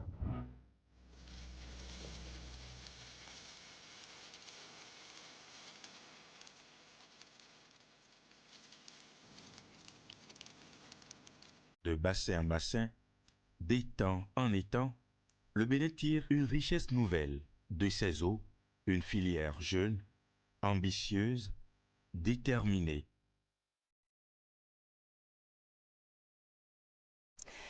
Monsieur Macial Koudérin, vous êtes le président de l'association des pisciculteurs du Bénin. Et après ce reportage, on voit bien que le secteur se porte bien. Oui. Allez-y. Effectivement, merci beaucoup Amandine. Le secteur de la pisciculture est en plein essor, c'est en pleine émergence aujourd'hui au Bénin. Et celle-ci est portée par l'État béninois. Donc il y a une volonté politique derrière qui accompagne le développement de cette filière. Il y a aussi une volonté des acteurs privés qui suscite beaucoup d'intérêt aujourd'hui pour la filière poisson d'élevage du Bénin. Et quand on vous demande de faire par exemple un état des lieux, qu'est-ce que vous pouvez nous dire? Alors aujourd'hui, nous pouvons dire que cette filière est aujourd'hui composée de principalement beaucoup de petits et de moyens producteurs, c'est-à-dire la plupart des exploitations sont des exploitations familiales et cela, pour le moment, encore a besoin d'un appui conséquent en termes d'investissement pour véritablement répondre à la demande en fait de poissons au Bénin. Cette demande qui reste encore très loin d'être satisfaite. Donc aujourd'hui, il y a un potentiel énorme en termes de ressources en eau. Les acteurs sont motivés, engagés. Il y a une volonté politique. Donc je pense que la pisciculture est quand même sur une bonne voie de la croissance et de l'émergence. Est-ce qu'on peut élever des poissons partout au Bénin? Alors aujourd'hui, oui, on peut élever des poissons un peu partout au Bénin parce qu'il y a plusieurs types d'infrastructures qui sont exploitables pour faire cet élevage-là. Comme certains le pensent, ce n'est pas que le sud du Bénin où il y a les plans d'eau seulement qui peuvent élever du poisson, mais nous pouvons également, en dehors donc, des étangs piscicoles qui sont installés en général près des bas-fonds, nous avons les retenues d'eau, les barrages qui sont plutôt à partir du centre du pays jusqu'au nord, qui sont des infrastructures par excellence d'élevage de poissons, mais qui peut-être avaient été construits au départ pour d'autres raisons d'abreuvement du bétail, mais aujourd'hui peuvent être véritablement exploités dans un cadre multi-acteurs pour l'élevage du poisson aussi. Et en dehors de ces infrastructures qui sont classiques, nous avons les cages flottantes qui sont installées en pleine eau et qui aujourd'hui par excellence sont vraiment des infrastructures adaptées pour la production du tilapia en particulier. Ce tilapia, cette espèce qui est l'espèce la plus demandée au Bénin, la plus élevée au monde d'ailleurs par rapport donc à tout ce qui concerne l'aquaculture. Et ce sont ces infrastructures de cages flottantes que nous pouvons observer principalement aujourd'hui dans la commune de Ouida, en particulier à Kpaou, sur le lac Toho, où nous avons environ 50% de la production de poissons au Bénin qui se fait sur ce lac-là. Et en dehors de toutes ces infrastructures, il y a ce que nous appelons des bacs hors sol, c'est-à-dire des bassins piscicoles qui soient en béton ou en bâche ou avec d'autres structures qui permettent quand même aussi de pouvoir élever du poisson, même si c'est à la maison, derrière sa cour, à l'étage, etc. Mais l'élevage du poisson dans les bacs, ça demande encore plus de moyens parce que je crois qu'il faut utiliser de l'électricité pour faire respirer les poissons. Oui, effectivement, les élevages en bac hors sol ont besoin d'être beaucoup plus suivis parce que c'est de petits volumes d'eau et nous savons que la qualité et les paramètres physico-chimiques de l'eau sont très importants pour pouvoir réussir cet élevage-là. Ceci dit, ça dépend aussi du niveau d'intensification où on veut aller. C'est-à-dire que si vous voulez vraiment faire un élevage de type commercial, effectivement, vous avez besoin de faire un suivi strict et rigoureux de la qualité de l'eau. Et cela fait appel justement à l'énergie pour faire de l'aération et pour faire de la filtration mécanique et biologique. Mais dans ce cas, le prix d'achat serait un peu disproportionné par rapport à quelqu'un qui a fait son élevage dans un étang ou sur un lac et quelqu'un qui l'a fait dans un... Tout à fait, tout à fait. C'est pour ça que quelque part, nous demandons aussi à ce que l'État puisse faire des conditions particulières pour ces élevages-là qui aujourd'hui ont besoin d'être soutenus pour que nous puissions améliorer la compétitivité du poisson d'élevage au Bénin. Et d'ailleurs, les exploitations piscicoles, pour la plupart, sont installées dans des endroits perdus qui n'ont pas accès à l'électricité, alors que l'électricité est très importante aussi pour des grandes productions, pour faire vraiment, pour moderniser les exploitations piscicoles au Bénin. On a besoin que ces énergies, l'énergie électrique soit vraiment disponible sur ces exploitations et c'est le lieu de faire aussi ce plaidoyer à l'endroit de l'État pour que des conditions particulières soient faites pour qu'il y ait une extension vers les exploitations piscicoles.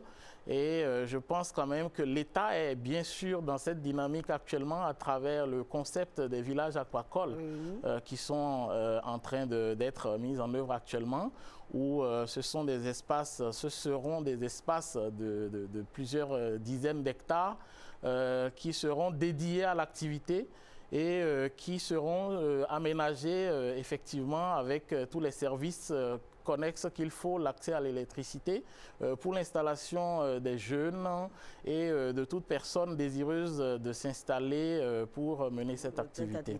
On sait déjà qu'au niveau des cours d'eau, on a des variétés d'espèces de poissons.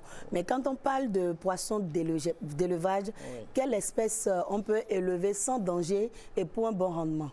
Alors, aujourd'hui au Bénin, nous élevons principalement deux espèces. Il y a le tilapia que j'ai dit tout à l'heure, donc Oreochromis niloticus, c'est le poisson le plus élevé, le plus apprécié par les Béninois et qui est élevé dans des infrastructures spécifiques. C'est un poisson qui est très exigeant en termes de conditions d'élevage et c'est ça qui fait aussi que ça limite un peu les types d'infrastructures qui vont avec. La deuxième espèce, c'est le silure noir, que nous appelons poisson-chat, qui est aussi élevé au départ en grande quantité, mais à destination du Nigeria, parce que, il faut le dire, c'est un poisson très facile à élever, qui se prête très bien dans tout ce qui est système d'élevage en hors-sol, et qui était effectivement à destination du Nigeria parce que pour beaucoup au Bénin, surtout dans la partie sud du Bénin, ce poisson est considéré comme un tabou et ça fait que ça crée justement un manque à gagner, on va dire, pour les pisciculteurs parce qu'avec la crise du Naira, il n'est plus rentable pour nos pisciculteurs de produire ce poisson et de l'envoyer au Nigeria. Mais aujourd'hui, on a vu qu'on développe encore un peu plus le Pengasus. Oui, il y a effectivement cette troisième espèce candidate parce que nous avons, en tant que professionnels de ce secteur, fait du plaidoyer pour que nous allions vers une diversification de des espèces élevées au Bénin. Et donc, pour cela, il y a une espèce candidate avec beaucoup de potentiel qui est en train d'être expérimentée pour pouvoir être la troisième espèce aujourd'hui officielle qui soit élevée au Bénin. Et les résultats à ce jour sont très appréciables. Est-ce qu'il y a une différence entre le Pengasus et notre Djan qu'on retrouve dans les cours? Oui, forcément, ce n'est pas la même espèce. Mais quand on les voit, on a l'impression que c'est la même chose. Ils sont très proches physiquement. Et donc, effectivement, au niveau de la chair aussi, on peut voir qu'il y a beaucoup de similarités. Et c'est d'ailleurs tout son intérêt aussi.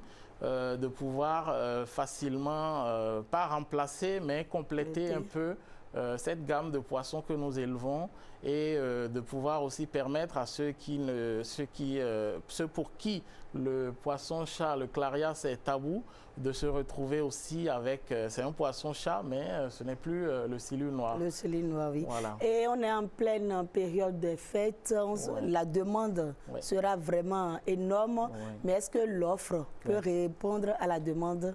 Alors, pour ces périodes de fête, et en particulier les périodes de fête de cette année, les pisciculteurs ont mis les bouchées doubles. Parce que ça fait déjà quelques années que nous nous retrouvons en pénurie de poissons, juste avant les fêtes ou pendant les fêtes, les poissons d'élevage. Et donc aujourd'hui, il est clair que les pisciculteurs se sont planifiés pour satisfaire la demande en poissons d'élevage aujourd'hui au Bénin. Et pour cette fin d'année, je vous assure qu'il y a beaucoup de poissons, il y a beaucoup de poissons. Les pisciculteurs n'attendent que vous, les consommateurs, pour pouvoir vider leur stock et redémarrer de nouveaux cycles pour la nouvelle année. Justement, moi, j'ai bien envie de vous demander, en tant qu'association, que fait votre structure pour mettre en place un bon circuit de distribution, mais avant la distribution, un bon circuit de connaissances pour faire connaître vos poissons élevés au Bénin aux populations? C'est ça. Merci beaucoup. Je crois que la filière pisciculture fait partie des filières les plus structurées au niveau donc des filières agricoles au Bénin.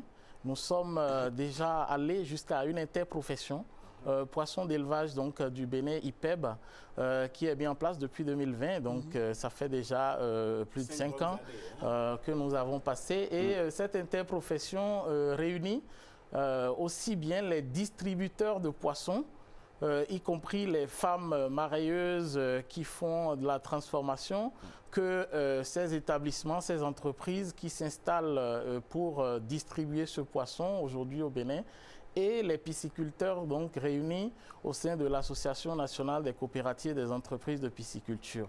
Et donc à ce titre, pour faire connaître le poisson d'élevage du Bénin, il y a déjà donc au lendemain de sa création, l'interprofession poisson d'élevage a initié l'organisation des journées nationales du poisson d'élevage du Bénin, JONAPEB. Le week-end dernier, justement, vous allez célébrer ces journées. L'objectif de ces journées, c'est véritablement de promouvoir le poisson d'élevage, de faire connaître à tous les Béninois et aux partenaires techniques et financiers aussi que le poisson n'est pas simplement pêché dans les lagunes, dans les lacs, et qu'aujourd'hui, pour répondre à cette demande, pour répondre à cette demande croissante, qu'il y a cet élevage qui se développe, il y a beaucoup d'acteurs qui s'installent pour cette activité, pour produire du poisson sain.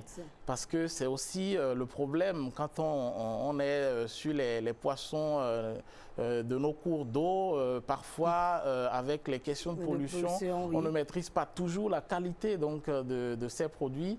Et quand on doit se référer aux poissons importés, on ne maîtrise pas non plus, c'est encore plus grave, la qualité donc, de ces produits-là. Donc aujourd'hui, ces journées du poisson d'élevage, on était à la 4e édition effectivement cette année à Porto Novo les 11, 12 et 13 décembre, où nous avons effectivement encore une fois mis en lumière le poisson d'élevage et tous les acteurs qui sont autour donc, de cette filière-là. Monsieur Goudéré, vous avez dit que le secteur se porte bien, mais tout n'est pas rose. Vous avez des difficultés ou des problèmes?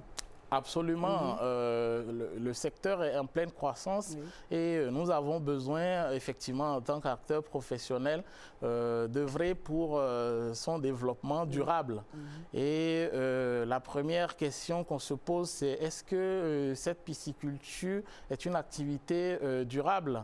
Est-ce que quelque part on respecte les normes liées à l'environnement? Parce que c'est une activité rentable. Est-ce que c'est une activité lucrative? Je parlais tantôt de la pisciculture commerciale, parce que on peut élever du poisson juste pour son plaisir, on peut élever du poisson juste pour la consommation domestique, mais on peut aussi élever du poisson pour se faire de l'argent. Cela dépend de l'échelle à laquelle on s'y positionne. Et on se positionne. Donc la pisciculture est une activité rentable à condition que nous puissions maîtriser les différents facteurs de production.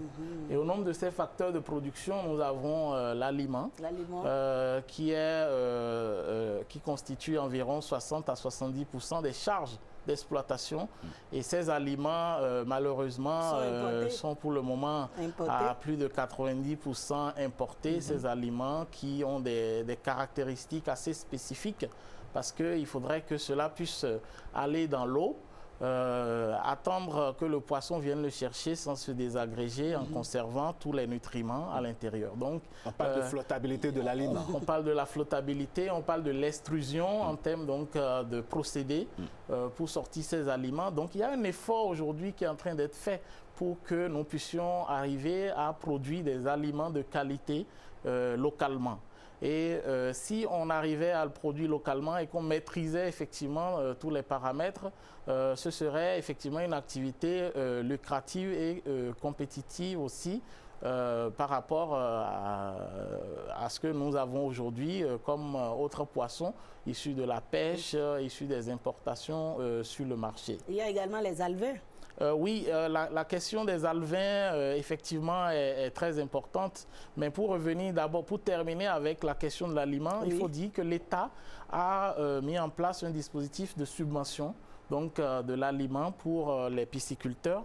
Et cette subvention consiste à réduire en fait de 35%, c'est-à-dire l'État paye, subventionne les aliments de 35% et les pisciculteurs payent le reste. En charge, nous voudrions profiter de cette tribune pour faire officiellement ce plaidoyer pour dire que les pisciculteurs, à l'occasion des JONAPEB 2025, ont souhaité à ce que cette subvention puisse être portée à plus de 50% au moins pour véritablement permettre à ce que les pisciculteurs puissent véritablement en profiter, parce que le mécanisme actuel aussi de mise en place de ces aliments est discutable dans le sens où c'est des marchés publics et on connaît aussi un peu les difficultés liées à ces marchés publics où l'aliment n'est pas mis à disposition à temps, où l'aliment coûte beaucoup. Les poissons ne doivent pas attendre, ils ont faim. Il coûte beaucoup plus cher que sur le marché ordinaire. Donc si on commence à calculer les pourcentages, peut-être que les 35%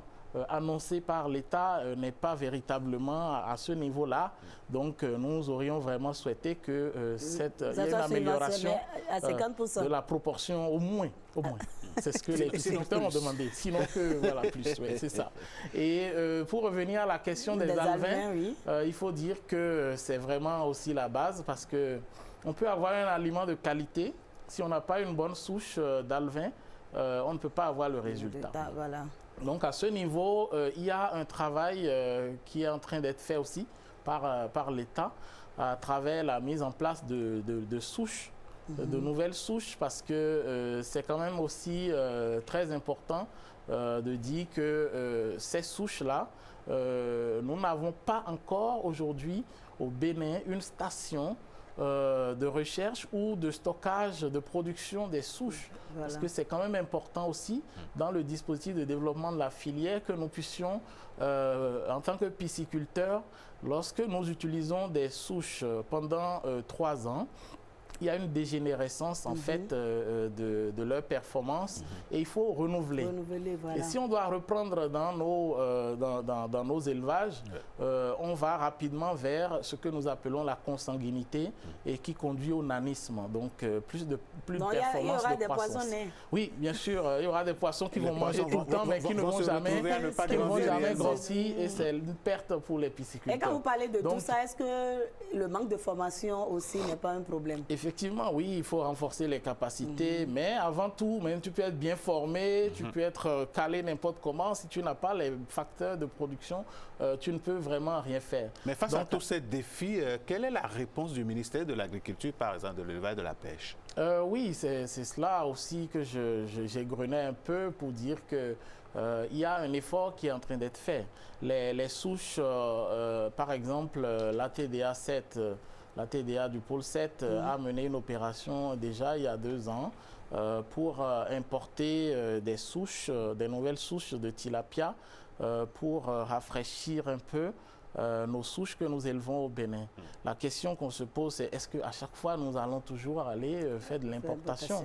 Parce que les pisciculteurs ne peuvent pas se mettre dans ce rôle de maintenir des souches, de gérer des souches.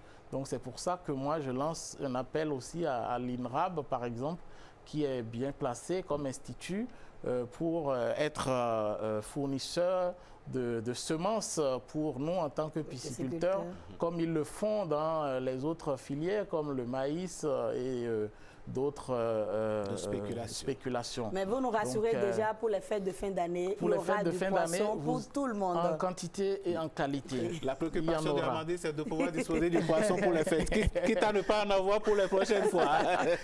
En dehors donc des alevins, il faut parler aussi du financement parce que il faut dire que c'est une activité qui demande beaucoup d'investissement. À la base, c'est l'État qui investit pour faire le gros œuvre, pour maîtriser l'eau.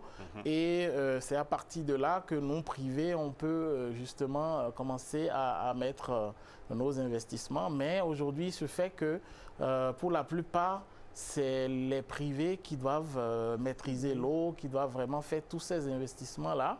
Et ça asphyxie en fait les privés. Et nous n'avons pas aussi accès à des financements adaptés. Parce que aujourd'hui, c'est vrai que c'est général pour le secteur agricole, mais en particulier pour la pisciculture qui d'ailleurs n'est pas très bien connue des institutions de financement. C'est spécialement une activité qui est inscrite un peu en liste noire dans les institutions. Donc, nous faisons un plaidoyer aussi dans ce sens pour qu'il y ait des financements adaptés, qu'on trouve vraiment le mécanisme de mettre en place des financements adaptés pour la pisciculture, pour le développement des infrastructures d'une part, et aussi pour les charges d'exploitation. Parce que figurez-vous que les charges d'exploitation sont parfois très énormes. Pour produire 1 tonne de poisson, vous avez besoin de peut-être 2 tonnes d'aliments et facilement, il vous faut déjà plus d'1 million pour disposer donc rien que de l'aliment. Donc à ce niveau...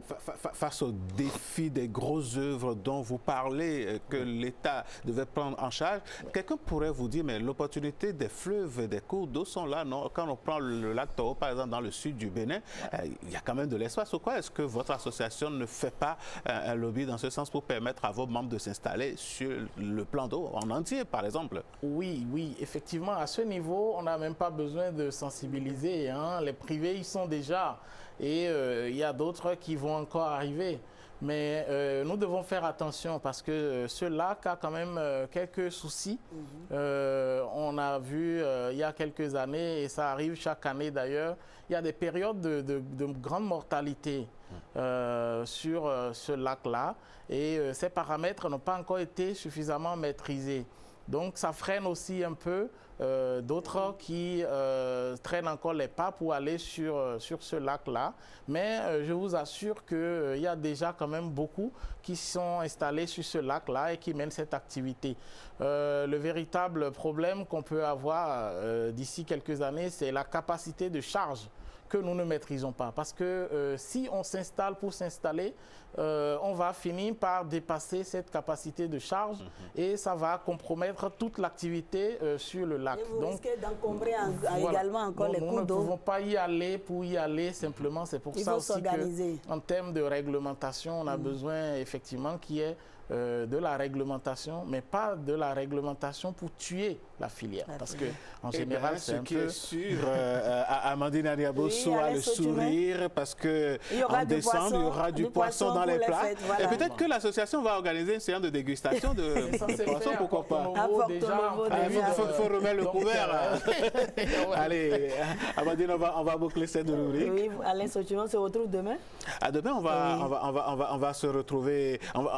On ne va pas être très loin du poisson non plus. Non, on ne va pas très loin du poisson demain non plus. D'accord. Allez, merci à vous, Amandine Aniaboso. Merci, cher monsieur. Puissent vos poissons grossir pour le bonheur des Béninois. Amen.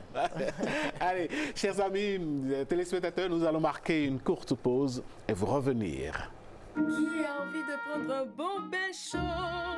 Moi Moi. Comme c'est agréable. La température idéale pour prendre des couleurs. Tiens, regarde, j'en ai la peau toute dorée. J'en connais qui rêvent déjà de nous croquer. Économique et réutilisable à souhait, Vitalor 100% béninoise est l'huile de coton idéale pour nos fritures et tous nos plats préférés. Vitalor, bien plus qu'une histoire de goût.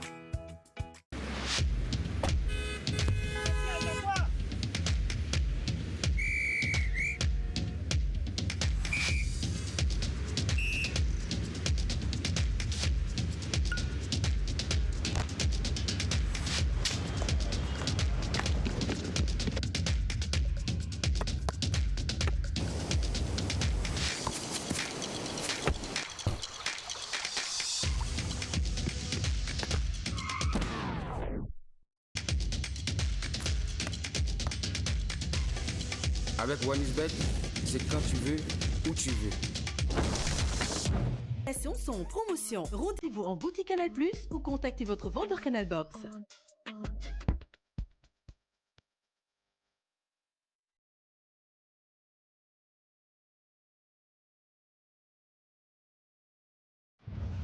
Dans tous les médias de service public, nous tenons rigoureusement, dans cette période électorale, le scrupule et le souci de l'honnêteté, de l'objectivité et de la véracité. Nous nous interdisons la publication de propos ou de déclarations qui ne sont pas de nature à favoriser le dialogue. Les médias du secteur privé veillent scrupuleusement durant cette période sur les règles d'équité, d'impartialité et d'objectivité. Nous nous soumettons à l'obligation du respect du droit de réponse, conformément aux tests en vigueur, et veillons à l'observation stricte des obligations résultant de la convention signée avec l'ARAC. En outre, nous restons collés à l'obligation de l'accès équitable des partis politiques, de la société civile et des citoyens aux médias de service public.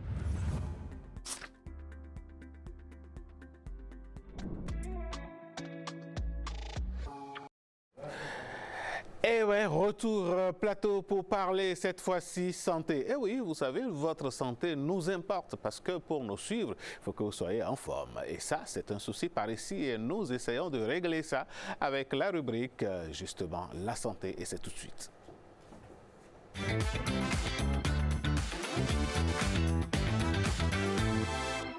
Ce matin, Heureuse Danodé nous parle des dysfonctions érectiles, comment est-ce qu'il faut prévenir la chose et si évidemment ça arrive, on ne le souhaite pas, mais si cela arrivait, quel est le traitement qu'il faut mettre en place? Danode, bonjour. Bonjour Alain, merci de me recevoir ce matin pour parler de ce sujet assez crucial. On s'intéresse encore plus aujourd'hui à la santé des hommes, à leur santé... Je vais appeler ça comment? Vital. Enfin, il n'y a pas de santé qui ne soit pas vitale non plus. C'est ça, mais ça, c'est encore plus vital. Et là, franchement, nous allons aborder la thématique avec professeur, un assermenté, professeur Magloire-Yévi, et Inès Magloire-Yévi. Il est professeur agrégé d'urologie, andrologie à l'université d'Abomey-Calavi. Professeur, merci beaucoup d'être avec nous ce matin. C'est un plaisir. Et permettez-moi de le remercier, franchement, publiquement.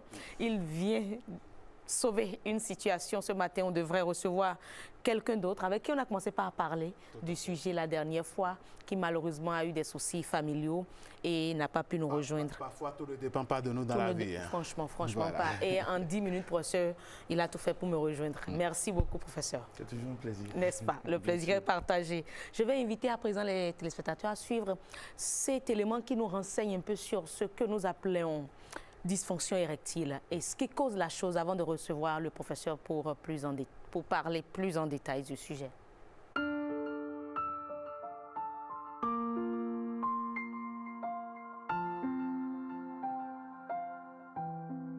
La dysfonction érectile, un sujet sensible, souvent entouré de silence, mais pourtant est l'un des troubles les plus fréquents chez l'homme. La prévalence mondiale est estimée entre 19% et 52%, et la moitié des personnes âgées de 40 à 70 ans sont touchées. Beaucoup pensent qu'il s'agit simplement d'un problème de performance, alors qu'en réalité, c'est souvent le signe d'un malaise plus profond. Stress, fatigue, diabète, hypertension, maladies cardiovasculaires ou même effets secondaires de certains médicaments. Ce trouble, loin d'être une fatalité, a un impact réel sur la confiance, la vie de couple et parfois même sur la santé mentale. Pourtant, les solutions existent. Dès que les difficultés deviennent répétées, consulter un spécialiste comme l'urologue n'est pas une honte, mais une démarche de santé. Aujourd'hui, comprendre la dysfonction érectile, c'est aussi rappeler que la sexualité masculine n'est pas une question de force ni de virilité, mais de santé globale. Et plus tôt elle est prise en charge, plus vite l'homme retrouve une vie sexuelle harmonieuse et sans pression. Retour au plateau, heureuse d'annoncer, voilà le décor planté. Et le décor, il est bien planté. Alors, professeur, lorsqu'on parle d'érection, dysfonction érectile, voilà. J'ai dit tantôt, on a commencé par en parler, ce que c'est. Est-ce qu'on peut rapidement revenir sur les signes d'alerte? Oui, la dysfonction érectile se définit comme l'incapacité d'obtenir et de maintenir une érection suffisante pour des rapports sexuels satisfaisants. Donc, dès le moment où vous n'arrivez pas à obtenir, ou vous obtenez, mais vous n'arrivez pas à maintenir l'érection de façon suffisante pour des rapports sexuels satisfaisants avec votre partenaire, on considère que vous avez une dysfonction érectile. Il y a une question de timing à vérifier? La question de timing est une question entre deux personnes. Vous savez, si votre épouse, en 1 minute, est satisfaite, on ne considère pas que vous avez une dysfonction érectile. Mais si après 10 minutes, elle n'est pas satisfaite, même si vous avez pu faire 7 minutes, on considère que vous avez une dysfonction érectile. Parce que l'objectif des relations sexuelles, c'est la satisfaction de la partenaire. En ce qui concerne l'homme, ce n'est pas l'autosatisfaction, mais c'est la satisfaction de la partenaire. Et tant que votre érection ne permet pas de satisfaire suffisamment votre partenaire, vous devez considérer que vous êtes en dysfonction érectile. Donc, il y a une moyenne mondiale, 7 minutes, mais ce n'est pas cela en réalité. Si votre partenaire est satisfaite, vous ne vous plaindrez jamais. Même en 1 minute, donc vous ne souffrez pas d'une érection. C'est ça, dysfonction érectile. Et si au bout de 45 minutes, elle n'est pas satisfaite? Si au bout de 40... Bon, là, ça c'est un record. Ça me fait sourire d'ailleurs. Il faut prendre les extrêmes. Pardon? Il faut prendre les extrêmes. Oui, les extrêmes existent effectivement. Il y a des femmes qui ne sont pas vite satisfaites à cause de certaines raisons qui sont soit psychologiques, soit organiques, et qui peuvent être prises en compte. Et une femme qui a été traumatisée, qui a été violée dans l'enfance, qui a eu des problèmes d'initiation de la sexualité, va avoir des difficultés à atteindre l'orgasme. Et quand c'est comme ça, c'est un mécanisme qu'il faut réétudier et il faut faire la rééducation sexuelle. Donc, je reçois souvent en consultation des couples qui se sont mariés nouvellement et qui ont des difficultés d'initiation des rapports sexuels ou qui ont des difficultés pour tenir, la femme est plus expérimentée ou l'homme est plus expérimenté et les deux donc se rencontrent et c'est difficile souvent de faire la cohésion.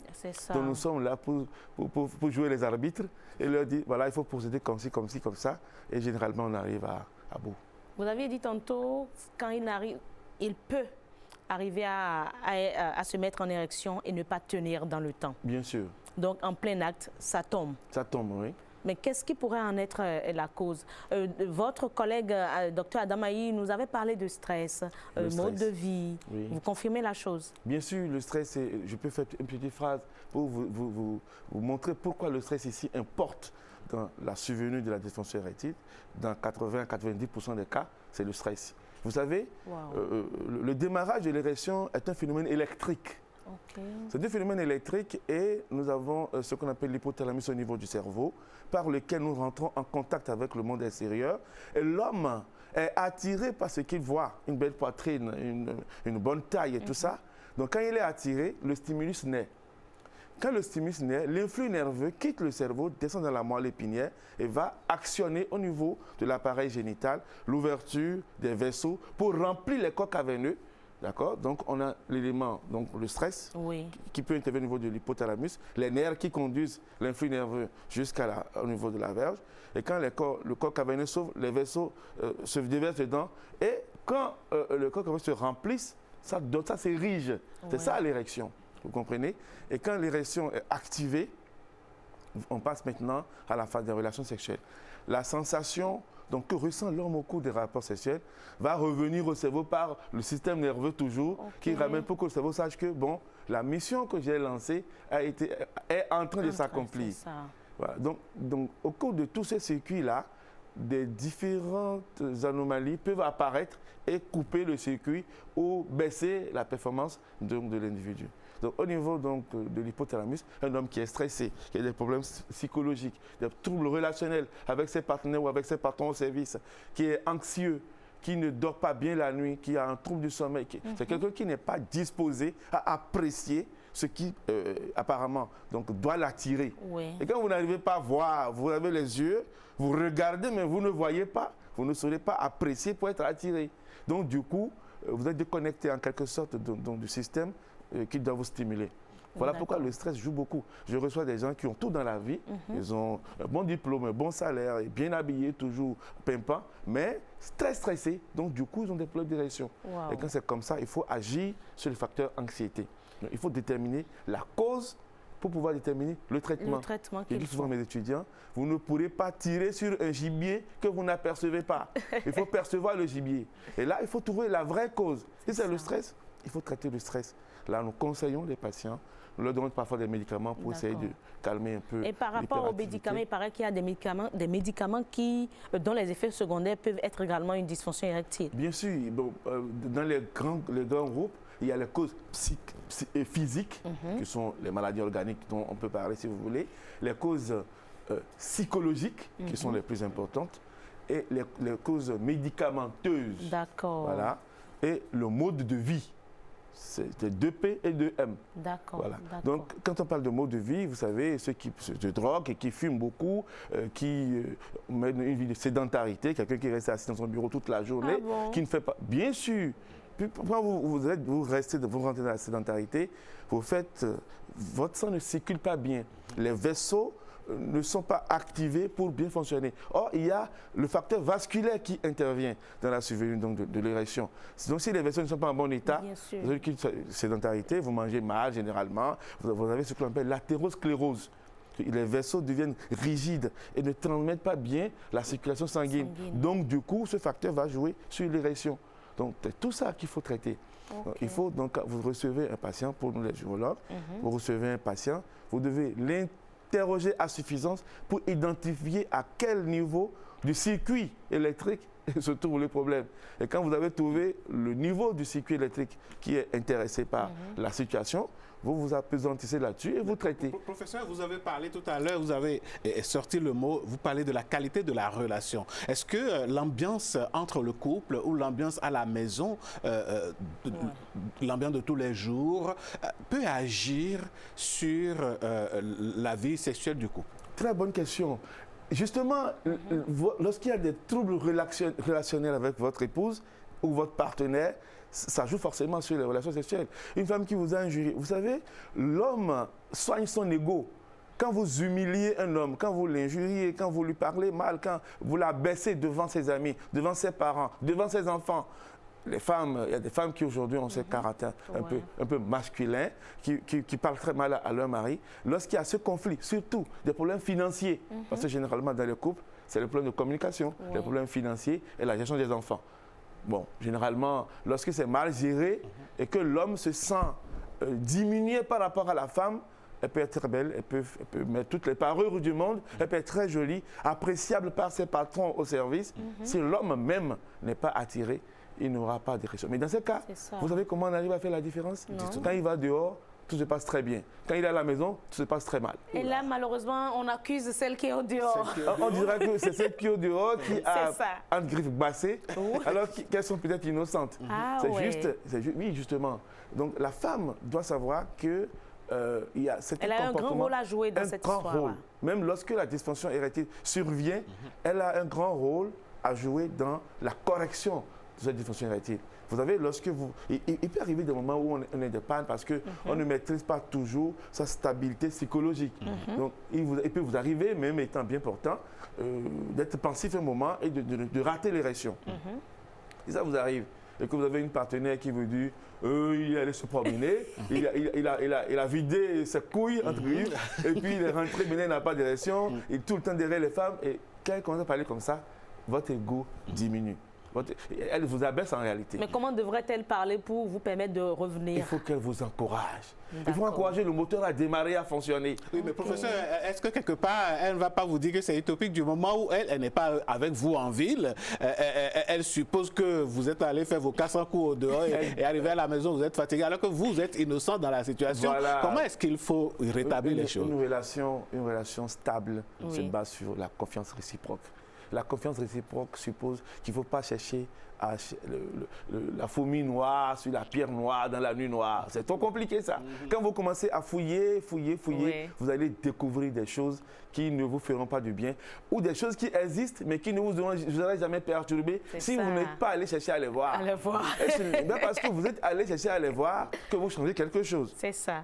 Parce que tous les hommes sont pareils.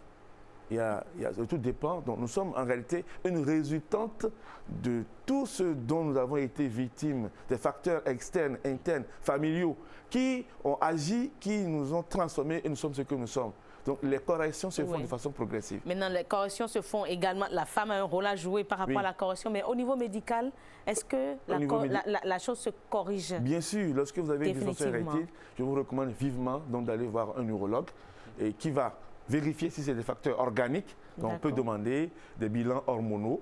Voilà, parce que dans tout ce que j'ai dit là, il faut dire que les facteurs hormonaux jouent un rôle important. Donc si vous avez un défaut de sécrétion de testostérone par exemple, vous n'êtes pas attiré par la femme. Lorsque nous mettons des patients sous des traitements qui doivent diminuer le taux de testostérone, qui est l'hormone mâle, lorsque vous avez une baisse de cette hormone, vous ne pouvez pas avoir l'érection. Vous voyez? Donc, si vous êtes sous un traitement qui réduit l'hormone mâle, c'est normal que vous n'ayez pas d'érection. Vous êtes sur un traitement qui baisse la tension, dans le cas d'hypertension artérielle, un traitement qui baisse la tension, la pression donc, du sang dans les vaisseaux. Cette pression ne pourra pas être forte dans les coques caverneux. Donc, du coup, vous avez une baisse de l'érection. Donc, il va évaluer tout ça et de doser les hormones, faire peut-être une échographie pour voir si vos testicules ont un problème. Voir s'ils sont devenus petits entre-temps.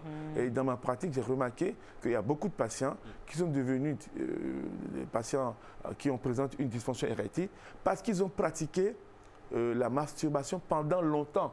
Ah bon? Ça peut être une cause? Ça peut être une cause. Ceux qui pratiquent la masturbation à outrance et pendant longtemps, ils ont une baisse de l'érection parce qu'en pratiquant la masturbation, vous extorquez les testicules des cellules germinales, des cellules sensibles qui sécrètent la testostérone. Vous savez que la testostérone est sécrétée au niveau des testicules. Bien sûr. Voilà. Donc, du coup, vous fatiguez votre testicule, vous le déchargez et à la fin, vous avez une baisse d'hormones et ça peut jouer sur votre érection. Donc, vous pouvez corriger ça à l'hôpital? Oui, si vous venez à temps, parce que la résultante à la longue, vous avez de petits testicules. Donc, vous avez de petits volumes.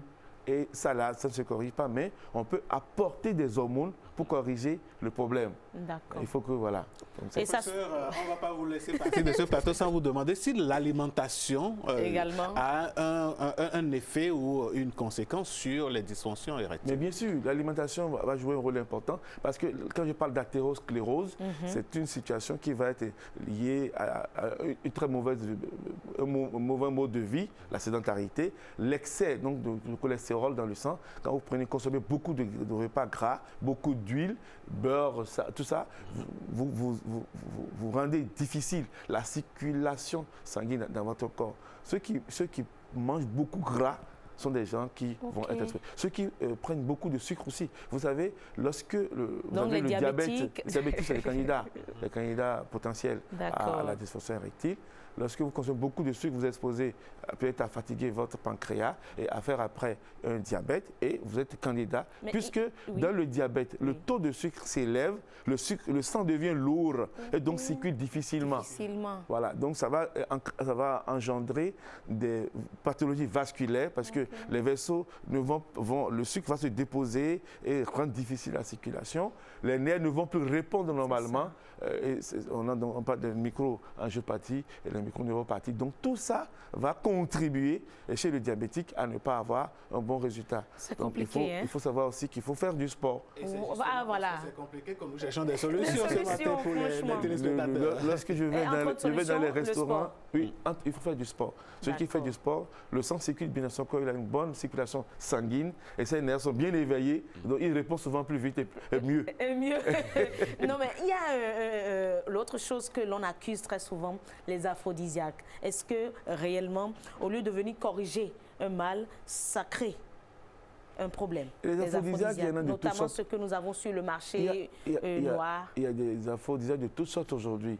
Il y a les aphrodisiaques traditionnels, et les aphrodisiaques qui circulent, dont on ne maîtrise pas le contenu. Sinon, en médecine, nous avons des molécules qui sont destinées à traiter la dysfonction érectile. Mais lorsque vous prenez à tout vent les médicaments à gauche, à droite, Pierre a pris, a dit que c'est bon, Jacques a pris, après, moi-même je prends. Alors que vous ne savez même pas si votre corps accepte. On n'a pas de moyens d'évaluation de médicaments. C'est ça. Et vous pouvez engendrer des difficultés au niveau des coques caverneux qui vont peut-être vous conduire à... On a déjà reçu des patients qui, après avoir pris ces médicaments, ont fait un priapisme. C'est-à-dire? Le priapisme est une érection douloureuse, sans stimulation sexuelle, et qui dure plus de 4 heures chez le sujet masculin. J'ai eu des patients qui ont eu l'érection qui a duré 1 semaine. Parce qu'ils ont pris à des doses over des médicaments traditionnels, des médicaments qui circulent sans... Et ça, c'est tellement des risques sur la santé. Justement, lorsque le priapisme n'est pas traité, vous perdez votre verge, vous perdez votre érection. Parce que les corps caverneux qui restent dilatés pendant longtemps se sclérosent. Donc, ne sont plus capables de se remplir. Ça perd sa souplesse, en fait. Donc, du coup, il y a des gens qui ont des corps caverneux qui sont durcis et qui n'acceptent plus l'érection, à moins qu'on leur mette une prothèse pénienne. Et c'est la dernière solution qui existe. Depuis octobre 2024, j'ai été le pionnier des prothèses du pénis au Bénin. Donc désormais, la chose est possible. Même si vous avez une absence totale d'érection, vous avez une impuissance sexuelle vraie, nous sommes capables de vous reconférer l'érection en vous mettant des prothèses du pénis. Ça, c'est une très très bonne nouvelle. Mais franchement, maintenant, à quel Ce n'est pas pour ça, qu'il faut s'adonner au mal se prendre en charge et venir. Mais est-ce que c'est à la portée de tout le monde? Oui, cette solution-là. Pour une érection, il n'y a pas de coût qui soit excessif. Allez. Là, j'aime bien cette ironie-là, mais bon, c'est réel. À moins que vous dites le contraire. On a un mal sur le plateau. Est-ce que j'ai tort? Non, au départ, j'avais déjà commencé par parler de santé vitale. Voilà, bien sûr. Voilà. Donc, ça n'a pas son prix, en fait. Il y a le coût en général. Non, en fait, bon, c'est pour dire que quel que soit le coût, ça... Et puis, c'est des coûts très réduits par rapport au coût de l'étranger. Le but, c'était pas de s'enrichir. C'est ça. Et à l'étranger, j'avais des patients qui ont envoyé pour aller poser des prothèses. Ils ont dépensé jusqu'à 12-15 millions. Parce qu'il faut aller prendre un hôtel, prendre un rendez-vous, le séjour et tout. Quand ils viennent faire le pot, c'est beaucoup. Aujourd'hui, avec moins de 3 millions, ils peuvent faire ça sur place. Voilà. Mais l'important déjà, c'est que la famille va bien se porter. Parce que quand ça manque en famille, il se porte mieux. Il y a un monsieur à qui j'ai mis une prothèse qui avait 3 femmes. Et il était en berne depuis très longtemps. Et quand on lui a remis le matériel en place, il est parti. Il n'a rien dit à ses épouses. Il est venu se faire opérer tranquillement, il est reparti. Il fait passer la première 2 heures, la deuxième 2 heures, la troisième 2 heures. Et dans la prothèse, ça ne s'éteint pas. C'est un matériel qui est à l'intérieur. Allez. Et c'est un même qu'il était. Les femmes se demandaient, mais quand il s'est passé, papa, il dit non, je suis allé voir mon médecin. Et puis ça s'arrête là. Docteur Yévi, professeur Yévi, merci beaucoup. Nous sommes talonnés par le temps. On va revenir sur le sujet parce que c'est très notamment les prothèses. Ce sera très important. Le pénis, ça peut aller, oui. Merci beaucoup, professeur. Merci à vous. Enos Danodé, merci. Merci, professeur Yévi. Chers amis téléspectateurs, nous allons donc enclencher la dernière marche de cette émission. Voici la revue de presse. Ça va être avec Marcel Arossi.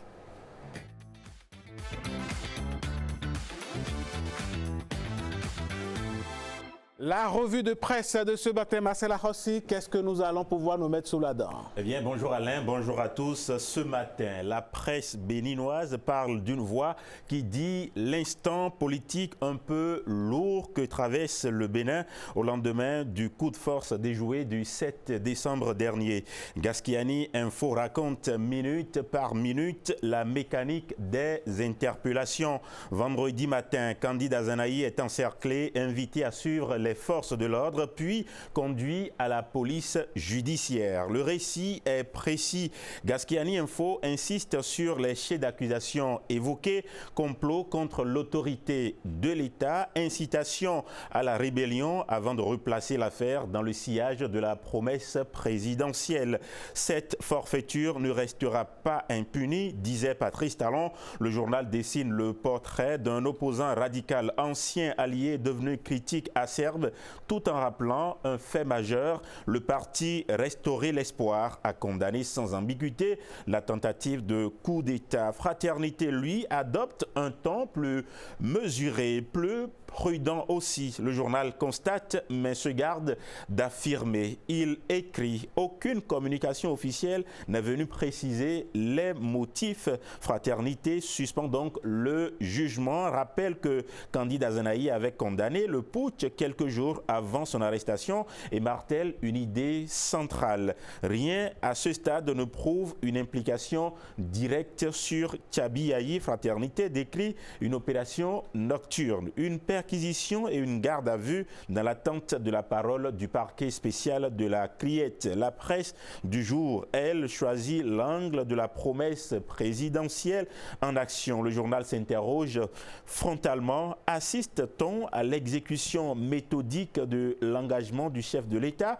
La presse du jour parle d'une opération sécuritaire maîtrisée, d'un État qui resserre tout simplement l'étau. Il rapporte aussi la riposte politique des partis qui crient à l'injustice, qui exigent des libérations inconditionnelles pendant que plane l'hypothèse d'une présentation imminente à la Criette.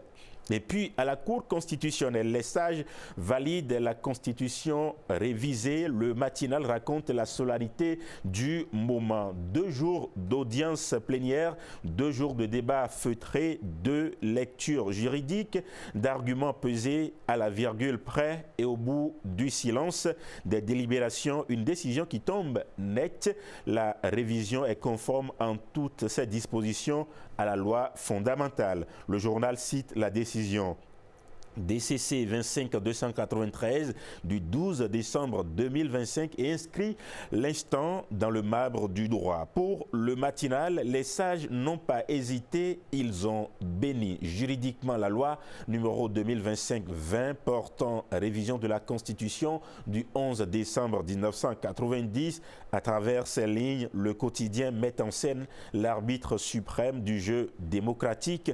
La Cour ne discute plus, elle dit le droit, elle ferme la porte aux contestations juridiques, elle ouvre un nouveau chapitre constitutionnel. Le matinal souligne la portée historique de cette décision car en déclarant la loi conforme en toutes ses dispositions, la Cour lève toute ambiguïté, dissipe tout doute et donne force exécutoire à la révision. Mais derrière la rigueur juridique, le journal laisse deviner les enjeux politiques. Cette validation n'est pas qu'un acte de droit, c'est un signal, un message aux acteurs politiques, une balise posée sur le chemin institutionnel du pays, signe le matinal.